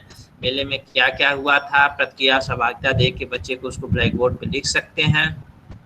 फिर कक्षा में जो हम चार्ट ले गए हैं बाग से बना हुआ या जिसके आधार जिस शिक्षण अधिगम सामग्री के आधार पर हमें अपनी प्रस्तुतिकरण करना है उसको दिखाते हुए चर्चा किया जा सकता है कि इसमें कौन चीज़ ज़्यादा दिख रही है, कौन सी कम दिख रही है। कंकड़ के बारे में हमने चाहे या छोटे पेड़ों की बात कर ली कि छोटे पेड़ ज़्यादा दिख रहे हैं कि बड़े पेड़ ज़्यादा दिख रहे हैं। छोटा बड़ा की बात कर ली कि कौन बड़ा है कौन छोटा है। हल्का भारी की बात कर लें, मोटा पतला। इस तरीके से चीज़ हम अपनी उसको शिक्षण योजना का और अपने कक्षा का विकास करते जाएंगे। और फिर मूर्त रूप गणित में सबसे बड़ी चुनौती अध्यापक के सामने रहती है कि गणित को अमूर्त विषय कहा जाता है और इसकी अमूर्तता को मूर्त रूप प्रदान करना ही सबसे बड़ा अध्यापक का ये कह सकते हैं हम कि वही सबसे बड़ी उसकी उपलब्धि है। और वही गणित में सबसे अच्छा टीचर माना जाता है जो अमूर्त रूप को मूर्त रूप में दिखाकर बच्चों को व्यवस्थित रूप से बता सके। तो हम कुछ जो भी सामग्री पत्तियां रहती हैं, कंकड़ रहते हैं, इसको कलेक्ट कर लिए या एमडीएम सेल में हमारे गेहूं है, इस तरीके की कुछ चीज़ें हैं तो उसको लाके वर्गीकरण कराना, हल्का भारी कम ज़्यादा पे काम कराना। इस तरीके से हम 20 से 25 मिनट उस पर काम करेंगे। और फिर शिक्षण के बाद में हम समूह बनाकर बच्चों से तुलना करा सकते हैं, बच्चों की प्रतिक्रिया लेके कि हल्का भारी आगे पीछे कहीं न कहीं इन सारी चीज़ों का उपयोग हम अमूर्त रूप से जो गणित पढ़ाते हैं, जैसे हम आगे पीछे की बात करते हैं, क्रमबद्धता की बात करते हैं, गिनने किससे संबंधित कहीं होती है, कहीं पूर्ववर्ती अनुवर्ती संख्याओं से संबंधित होता है। तो ये इन सारे का उपयोग हम गणित शिक्षण में करते हैं। देखने में नहीं लगता है कि इनका कहीं उपयोग है क्या, इसको हम क्यों बच्चों को बता रहे हैं तो बच्चे जानते हैं, लेकिन एक समझ विकसित करने के लिए आवश्यक है। फिर शिक्षक की आगामी योजना के संबंध में कि जो भी दिक्कतें कमजोरियां बच्चों की हैं उसको ध्यान में रखते हुए आगे क्या हम प्रस्तुत करेंगे इसके संबंध में चर्चा करने की आवश्यकता रहती है। इस तरीके से हमारा कक्षा 1 की शिक्षण योजना थी। इसी तरह देखिए मैंने कक्षा 4 की बनाई हुई थी संख्याओं का जो, और फिर कक्षा समय कम है, मैं आपको एक और कक्षा 5 की चर्चा कर देता हूँ कि जैसे मैंने क्षेत्रफल एक प्रकरण होता है हमारे यहाँ गणित में, तो इस पे अगर हमको अपनी शिक्षण योजना देनी है तो निश्चित रूप से यह है 40 मिनट का शायद न हो पावे, हो सकता हो 2 दिन लगे इसके लिए, तो हम 2 शिक्षण योजना बना लेंगे इसके लिए। शिक्षण योजना जब दूसरी एक ही पाठ में बनाएंगे, अभी कोई मैम कह रही थी, तो ये जरूरी नहीं है कि हम इतना ही शिक्षण योजना बनाने में सारी जो कार्य हम 6 बिंदु ले रहे हैं। जब द्वितीय दिवस हम आरंभ करते हैं तो चौथे बिंदु से हम शुरू करते हैं। इस चीज का ध्यान दीजिएगा, हम 5वें बिंदु तक जाते हैं, असाइनमेंट तक जाते हैं, गृह कार्य देते हैं, और अगर उसी लर्निंग आउटकम पे हम 2 शिक्षण योजनाओं के अंतर्गत काम कर रहे हैं, यानी 2 शिक्षण योजनाएं हमको लग जाएंगी। हमारे पास समय इतना नहीं है, 35-40 मिनट का ही मेरा घंटा है, और हम उतनी देर में अपनी चीज़ों को व्यवस्थित रूप से नहीं रख पा रहे हैं, तो या समय लगता है, बच्चों के स्तर के अनुसार समय लग जाता है।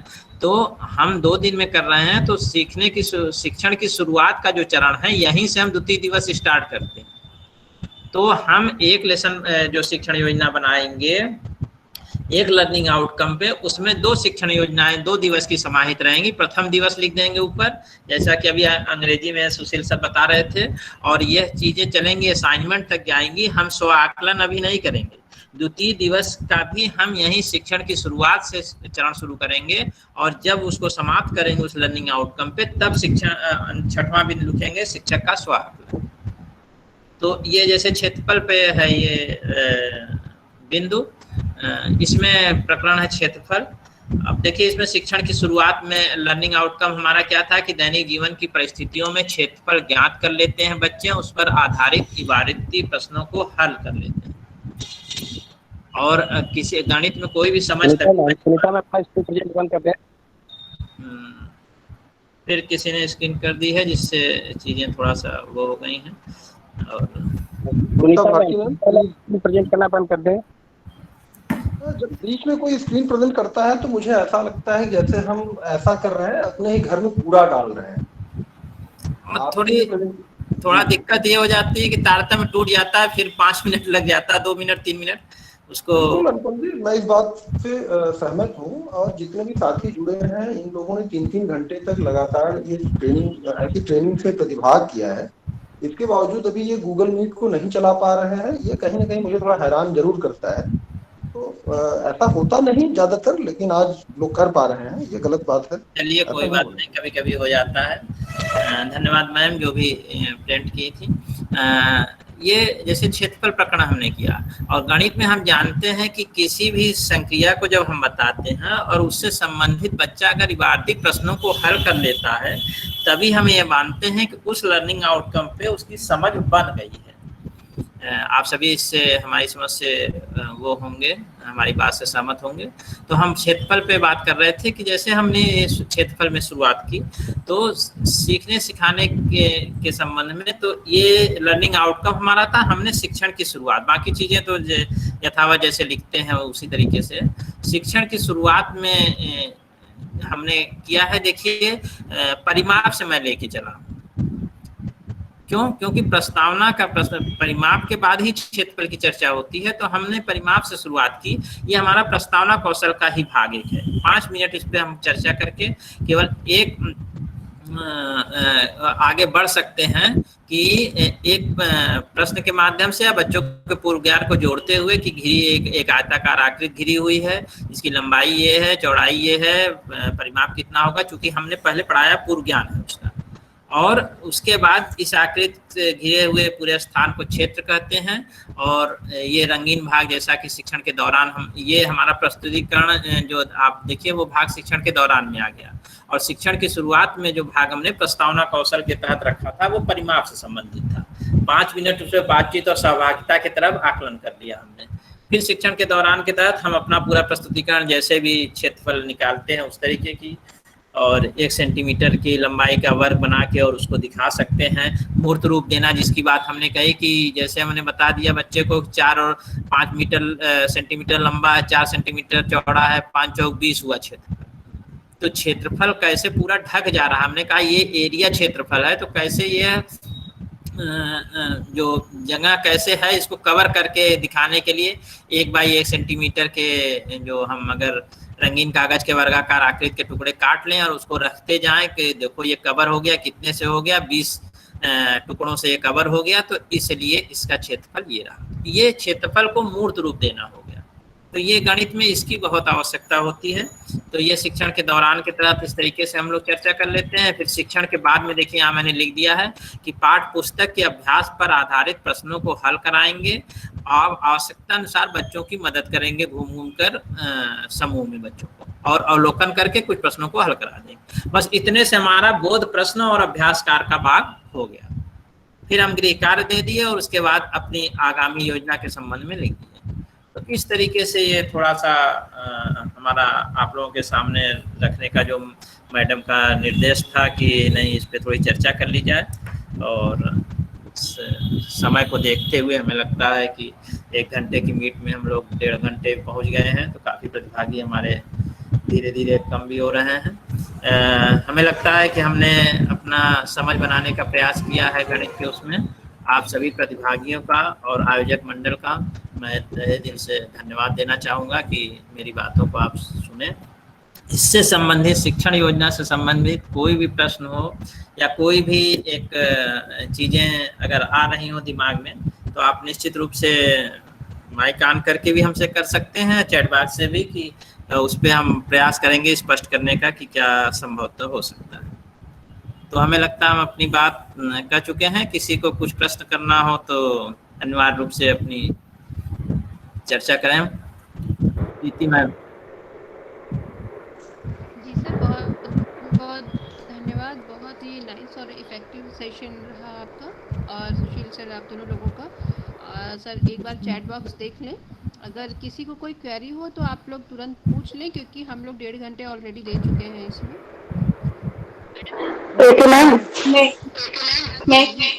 जी मैं 1 by 1 पूछिए प्लीज। ओके, मैं दीपिका। मुझे सिर्फ एक क्वेश्चन करना है कि अगर एक लेसन प्लान टीचिंग प्लान अगर 3 दिन में खत्म होता है तो उसमें सिर्फ जो स्व आकलन है वो सबसे लास्ट में लिखा जाएगा और हर प्लान में शिक्षण के बाद तक का हमें मेंशन करना है।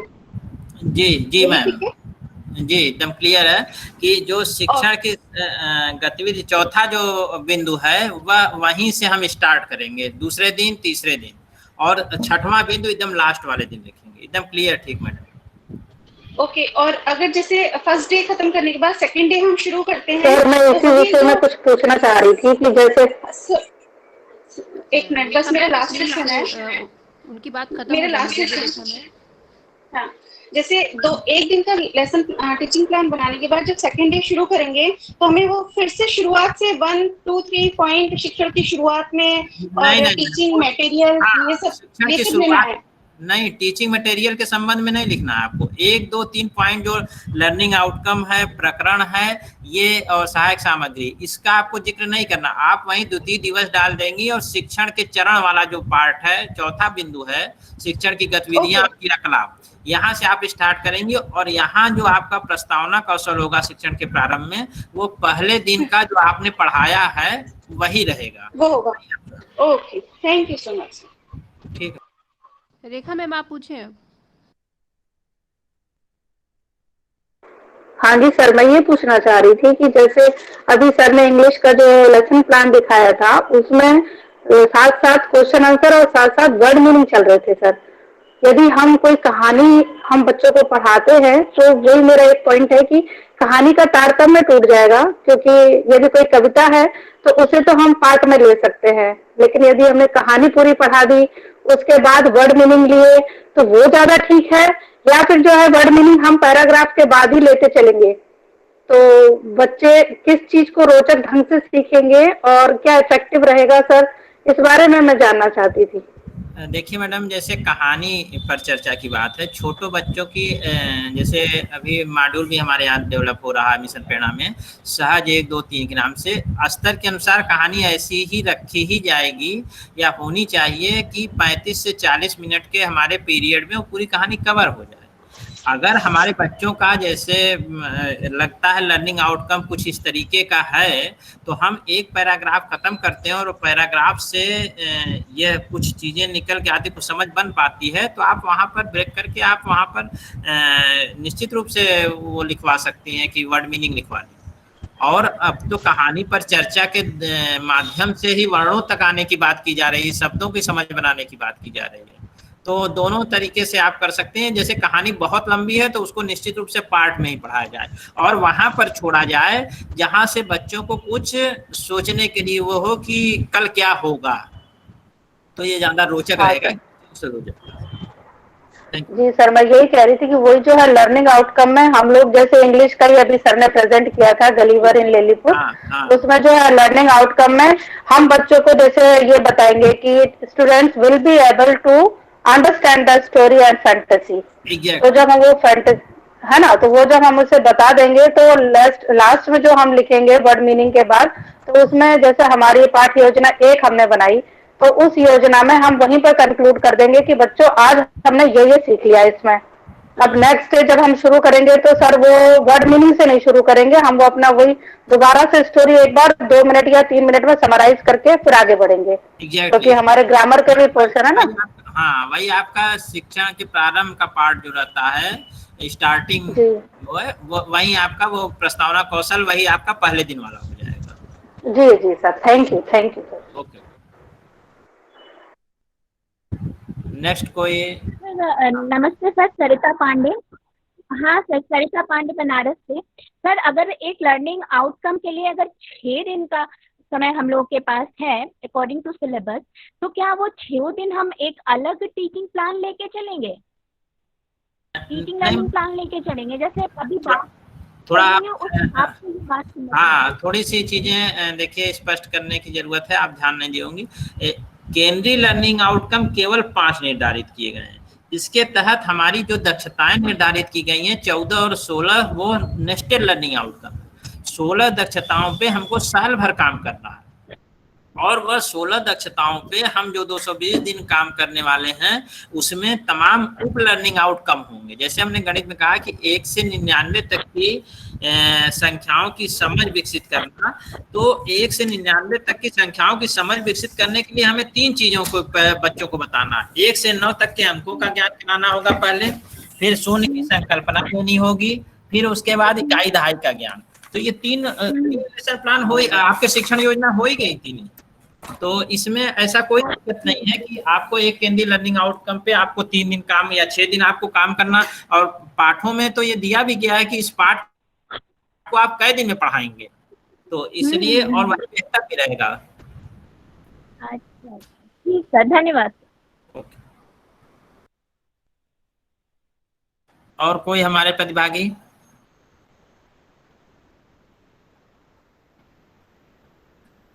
नहीं सर, आपने इतना ब्यूटीफुली इतना एक्सप्लेन किया कि लगभग सभी की क्वेरीज जो है वो समाप्त हो गई हैं सर।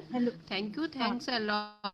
प्रीति मैम, मैं एक चीज थोड़ा सा बढ़ाना चाहूंगी। हेलो, समाप्ति। हाँ, वेलकम मैम। हाँ हाँ प्रीति मैम, मैं थोड़ा सा बोलूंगी एक चीज। बोले आप जी जी। हाँ, प्रीति त्रिवेदी मैम यहाँ पर है अभी? प्रीति त्रिवेदी मैम? हाँ, नहीं। ओके, हाँ मैम, ये आज का जो समराइज फॉर्म है, जो आज व्रत है, वो आप लिखेंगी मैम। ओके मैम, मैं 1-2 बातें कहना चाहती हूँ। जी जी मैम। मैं वाराणसी से प्रीति त्रिवेदी। एक्चुअली गणित है तो मैं बोलने का मुंह नहीं संवरण कर पा रही, क्योंकि मैं मैथ्स पे बहुत सारा काम करती हूँ। तो मुझे लगता है हम टीचर्स को गणित में एक दिन वीक में कम से कम एक दिन प्रैक्टिकल वर्क जरूर रखना चाहिए।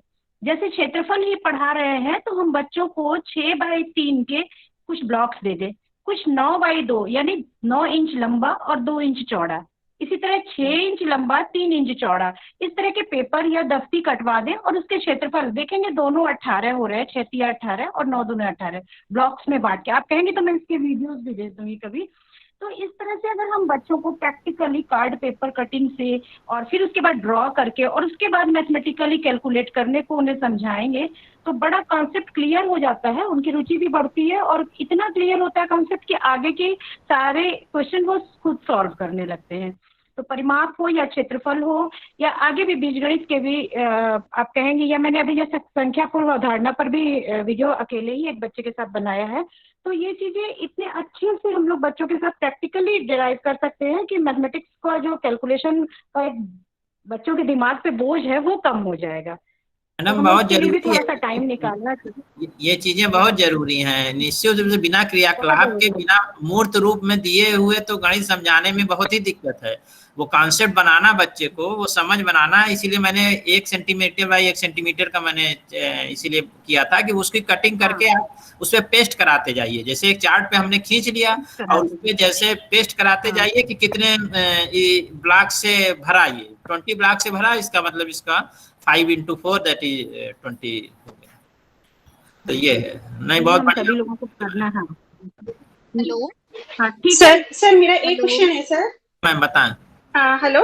हाँ बताएं मैम। सर मैं ये पूछना चाह रही थी, आपने ये बताया था कि केंद्रीय लर्निंग आउटकम 5 हैं। आपने 3 तरह के लर्निंग आउटकम बताए थे, मुझे बाकी के 2 की स्क्रीन नहीं मिली सर। नहीं मैम, थोड़ा सा समझ बनाने की बात है। देखिए आप जो प्रेरणा आपकी सूचियां 3 उप विषय गणित के अंतर्गत, गणित विषय के अंतर्गत 3 उप विषय हैं। संख्याओं की समझ एवं गणितीय कार्य और माप से संबंधित और डाटा संधारण से संबंधित, ये 3 उप विषय के अंतर्गत 5 केंद्रीय लर्निंग आउटकम निर्धारित किए गए हैं और उसी 5 केंद्रीय लर्निंग आउटकम पे हम फिर नेस्टेड लर्निंग आउटकम 14 और 16 बनाए हैं और उसी के आधार पर आउटकम पे हम लोग काम करते हैं। अच्छा सर, ठीक है, ओके, समझ में आ गया। Okay, thank you. हेलो। हाँ मैम बताएं। सर आपने बताया, लेकिन मैं फिर भी बहुत अच्छे से समझ नहीं पा रही हूँ कि ये सबसे लास्ट में जाके जहाँ पे स्व आकलन है, जहाँ पे शिक्षक अपने पढ़ाने का और विद्यार्थी के सीखने की जो तरीके हैं उसे मतलब ऑब्जर्वेशन करके हमें क्या लिखना है कि बच्चे किस तरीके से सीख रहे हैं? नहीं, हमें ये लिखना है कि हम अगला प्लान क्या कर रहे हैं, इस लर्निंग आउटकम पे बचे हुए बच्चों की समझ बनाने के लिए क्या प्लान कर रहे हैं, या इस विषय वस्तु को आगे हम कहाँ कैसे बढ़ा रहे हैं। जैसे एक दिन में लर्निंग आउटकम हमारा समाप्त नहीं हो रहा है, दूसरे दिन हमें कुछ काम करना है और आगे ले जाना है उसको, प्लस इस लर्निंग आउटकम पे जिन बच्चों की समझ नहीं बन पाई है, जैसा कि प्रीति द्विवेदी मैम अभी कर रही थी कि कुछ ब्लॉक दे के उनको हम कुछ और TLM उपलब्ध करा के या कुछ और तरीके से हम इसके लिए पुनः कार्य योजना बनाएंगे, तो वो वहां पे केवल आपको 2-3 लाइन में लिख देना।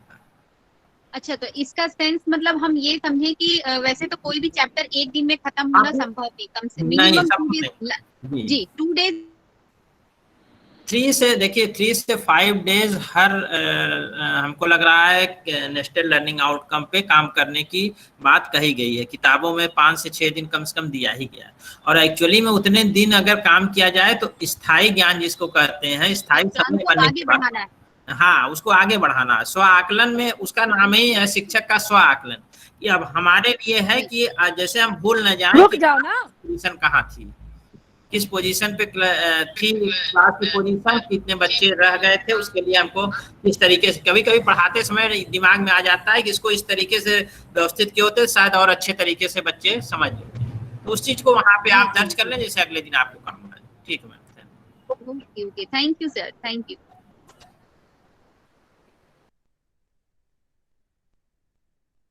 और कोई प्रतिभागी हमारे? चलिए ठीक है, धन्यवाद प्रीति मैम, अब आगे का आप कंटिन्यू करें, हमें लग रहा है काफी समय हमने ले लिया। बहुत बहुत धन्यवाद अनुपम जी, और साथ ही साथ धैर्य के साथ आपने सर केंद्रीय लर्निंग आउटकम के बारे में थोड़ा सा बता देते। जी सर, कौन? केंद्रीय लर्निंग आउटकम देखिए भाषा के 4 हैं और हिंदी के और गणित के 5 हैं। ये प्रिंटेड है, ये हम ऑनलाइन टीचिंग वाली हम लोगों के उसमें भी दिया गया था, तो वहां से भी ले सकती है। बाकी जब जैसा भी निर्देश होगा मटेरियल उपलब्ध कराने का, तो स्लाइड जो है प्रीति माध्यम जैसा भी माध्यम होगा उससे उपलब्ध भी हो सकती है, डाल दूंगा। सर ग्रुप में हो जाता तो हम लोग फिर से उसको अच्छे से। मैम परेशान मत होइए, अभी हमारे 2 दिन और बचे हैं, तो ये जो चीजें हैं थोड़ा उधर भी कवर करवाने की कोशिश करें। अच्छा ठीक, ओके, थैंक यू मैम। आज बहुत टाइम दिया है तो ये बहुत बड़ी बात है। बहुत अच्छा, बहुत अच्छे से एक्सप्लेन किया, thank you sir, Anupam sir, thank you. Thank you ma'am, thank you. जरूर बहुत सर आप दोनों सर ने बहुत अच्छा एक्सप्लेनेशन दिया, thank you thank you thank you sir. बिल्कुल, मुझे लगता है कि एक जबरदस्त मेहनत इसके पीछे झलक रही है हमारे ARP साथियों की, और मुझे तो लगता है कि ये बहुत बड़ा उपलब्धि होगा जौनपुर जनपद के लिए कि ऐसे सिकरारा ब्लॉक, क्योंकि हमारे ARP साथी विकासखंड स्तर पे ही लोगों को मेंटर कर पाएंगे। तो ये जबरदस्त भाई सुशील जी और अनुपम जी, दोनों लोगों को मैं अपने तहे दिल से धन्यवाद देता हूँ, आभार प्रकट करता हूँ। और इस बात का भी फख्र है कि आदरणीय प्रीति जी भी वहीं आपके जनपद से हैं और उन्होंने इस बार लेसन प्लान में प्राइज भी विन किया है। तो निश्चित रूप से जौनपुर में ये आप सब के माध्यम से एक बेहतरीन काम हो रहा है, और वो आज इस वेबिनार में झलका भी। आपने ना सिर्फ चीज़ों को बहुत ही सरलता पूर्वक लोगों के बीच साझा किया, उनकी एक समझ बनाई, अपितु साथ ही साथ ये भी तय हुआ, साथियों के बीच बहुत सारी जिज्ञासाएं थी। और लास्ट में मैं ये कहना चाहता हूँ कि हमारे जितने भी साथी, अभी कई साथी चैट बॉक्स में लिख रहे थे कि हमें इसका मिल जाता एक मॉडल, तो मॉडल के लिए मैं ये कहना चाहूँगा कि जिस तरह से आपको मॉड्यूल मिल रहे हैं, उसी तरह से आपको आइडियल टीचिंग प्लान के कुछ मॉडल भी प्रोवाइड कराए जाएंगे विभाग के माध्यम से। विभाग आपको कुछ आइडियल टीचिंग प्लान के मॉडल देने वाले हैं, जिसके बिहाफ पे आपको बनाने हैं। साथ ही साथ हमारे ARP साथियों के मेहनत के बारे में आपसे ये साझा करना चाहूँगा कि हमारे ARP साथियों ने, पूरे प्रदेश के जितने भी ARP साथी हैं, इन्होंने अपने अपने विषय पे कक्षा 1 से लेके 8 तक की कक्षा 1 से 5 तक की इन्होंने टीचिंग प्लान बना के अपने अपने सब्जेक्ट की प्रदेश को भेज रखी है। और आपको ये जान के बड़ी प्रसन्नता होगी कि उनमें से जो श्रेष्ठ टीचिंग प्लान्स हैं उनको कंपाइल किया जा रहा है और उनकी एक पूरी एक बुकलेट तैयार कराई जा रही है और मुझे लगता है कि शीघ्र वो आप सबके बीच भी साझा होगी। किंतु जितना कुछ हमारे साथियों ने आज हमारे साथ साझा किया, इसके बाद आपको कुछ और बहुत कुछ जानने और समझने की अब ज़्यादा ज़रूरत नहीं पड़ेगी। और अनुपम सर ने अनुपम तरीके से, सुशील सर ने बिल्कुल एकदम नवीन तरीके से और सब कुछ अपने अपने विषय का इन्होंने बहुत अच्छे से क्लियर किया है। एक बार पुनः मैं इनको इनके प्रति आभार प्रकट करता हूँ, धन्यवाद देता हूँ। और ये पूरा सेशन जो चल रहा है इसको आप YouTube पे लाइव भी देख पा रहे हैं। इसकी रिकॉर्डिंग भी आपको लाइव वहाँ पे उपलब्ध रहेगी YouTube के पेज पे। फेसबुक पे भी ये चीजें जाएंगी और हम सब इसके लिए बहुत आभारी हैं आदरणीय भाई रितेश शर्मा जी के। रितेश शर्मा जी हमारे सीतापुर के साथी, और खासकर मैं रितेश शर्मा का इसलिए भी बहुत आभारी हूँ कि उन्होंने टेक्निकली नवीन सर ने और रितेश सर ने इतना जबरदस्त साउंड सपोर्ट रखा है, वो आसम है और वो सबका बिल्कुल हार्ट विनिंग है। और इस पूरे कार्यक्रम को एक समन्वित तरीके से इसकी एक रूपरेखा बनाने में और इस कार्यक्रम को कैसे बेहतर से बेहतरीन की तरफ हम ले जाएं, इसकी एक पूरी कार्य योजना बनाने में हमारी कोऑर्डिनेटर, इस पूरे एडुस्टफ की जो संयोजिका है प्रीति जी और आदरणीय सुरभि मैम और सविता मैम, इनका योगदान बहुत बेहतरीन है। और इसे हमारे विभिन्न जनपद के साथियों तक पहुंचाने में हमारी एडमिन टीम जो है, विभिन्न जनपदों जो हमारे एडमिन साथी हैं, मैं उनका तहे दिल से शुक्रगुजार हूं। उन्होंने गजब का काम किया है और ये लगातार इतना इफेक्टिव सेशन रहा कि लगातार हमारे साथी से जुड़े रहे और बहुत कुछ हम नया सीख पा रहे हैं। अगले बाकी के 2 दिनों में इससे ये उम्मीद जगती है और हम सब इस बात पे बिल्कुल 100% भरोसा कर सकते हैं कि आने वाले 2 दिन भी इसी तरह से हमारे लिए बहुत मजेदार और सीखने के हमें बहुत अच्छे से अवसर मुहैया कराएंगे। तो ये आज की बात रही। एक बार पुनः मैं अपने प्रतिभागी साथियों का, प्रशिक्षु साथियों का, अपने मेंटर साथियों का, ARP साथियों का, पूरी टीम की तरफ से, एडुस्टफ टीम की तरफ से मैं धन्यवाद देता हूं। उन्हें उनके प्रति अपनी कृतज्ञता ज्ञापित करता हूं, आभार प्रकट करता हूं। और किसी साथी को अगर कुछ बात कहनी हो तो वो कहें, अन्यथा ये सेशन आज का सेकंड डे यहाँ पे विराम लेगा। और मैं एक बार जरूर अपने सभी साथियों से, जो साथी बचे हुए हैं उनसे मैं ये जरूर कहूंगा कि वो अपने ग्रुप में इस बात को जरूर मेंशन कर देंगे कल के लिए कि कृपया म्यूट और अनम्यूट की प्रैक्टिस कर लें और स्क्रीन प्रेजेंट की का ऑप्शन कब क्लिक किया जाता है ये बात जरूर अपने साथियों को एक बार वो बताएंगे और उनसे कहेंगे, जिससे कि कार्यक्षमता निरंतरता के साथ बनी रहे और ये काम अविराम गति से अविरलता के साथ आगे बढ़े और हम सबके मन में, हम सबके दिल में एडुस्टफ की जो निर्मलता है वो ऐसे ही प्रवाहमान रहे और हम इससे लाभान्वित हो, अपने बच्चों को इससे लाभान्वित कर सके। ये पूरा उद्देश्य है। आप सभी इस उद्देश्य के सारथी बन रहे हैं, सहगामी बन रहे हैं, सहयोगी बन रहे हैं। बहुत बहुत धन्यवाद, आभार सभी का। धीरज सर, एक जानकारी साझा करना चाहता हूँ। सुशील बोल रहा हूँ। हाँ जी सर, स्वागत। सर ये कह रहे थे कि अभी तक प्रदेश के ARPO ने 20,000 लेसन टीचिंग प्लान 20,000 क्लास 1 से 3rd तक के लिए बनाया और उसमें से जो हाई ग्रेड के लेसन प्लान टीचिंग प्लान थे उनको अलग करके प्रेरणा पोर्टल पे डाला जा रहा है और कक्षा 4 से 5 करीब 5,000 प्लान आए हैं और उस पे काम चल रहा है। तो हमें लगता है कि 15 दिन के अंदर सारे अच्छे टीचिंग प्लान प्रेरणा पोर्टल पे टीचरों के लिए उपलब्ध हो जाएंगे। Thank you.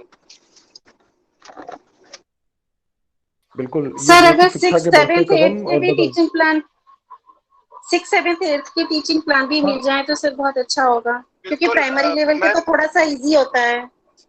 उसके लिए मैम अपने ARP सर से आप संपर्क बनाएं, वो जरूर आपको ना नहीं करेंगे और अगर आपको नहीं मिलता है तो प्रीति मैम से आप कहेंगे तो हम लोग अवेलेबल करा देंगे। ऐसा नहीं है, बड़े आसानी से हो जाएगा, कोई समस्या नहीं है।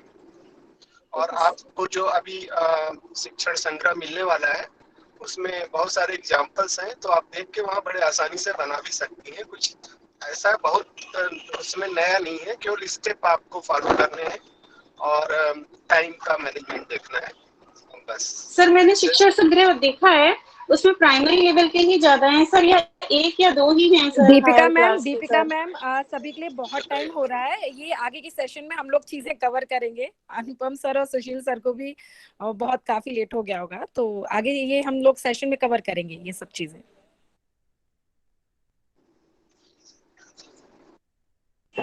बिल्कुल सुरभि मैम, कल हमारे साथ जो साथी जुड़ने वाले हैं वो दोनों जूनियर हाई स्कूल के ही शिक्षक और जनपद के एसआरजी साथी होंगे, तो उनसे भी हम लोग उनके भी अनुभव और उनके भी विद्वत्ता का कल हम लोग लाभ लेंगे। हो सकता है कि हमारी जो कुछ क्वेरीज रह गई हैं वो हमारी पूरी हो जाए, और इसके बाद हम 4 दिन तक में प्रयास करेंगे कि जितने भी हमारे साथी जुड़े हैं किसी के मन में कोई भी सवाल के साथ ये सेशन ना समाप्त हो। इस बात का मुझे पूरा विश्वास है अपने एक्सपर्ट साथियों की काबिलियत और इनकी मेहनत को देख के, और ऐसा विश्वास मैं आपको भी दिलाना चाहता हूँ। एक बार पुनः सभी का बहुत बहुत धन्यवाद, आभार, जय हिंद। आप सब स्वस्थ रहें, सुरक्षित रहें। कल मिलते हैं फिर इसी प्लेटफॉर्म पे। बहुत बहुत धन्यवाद। 5 बजे।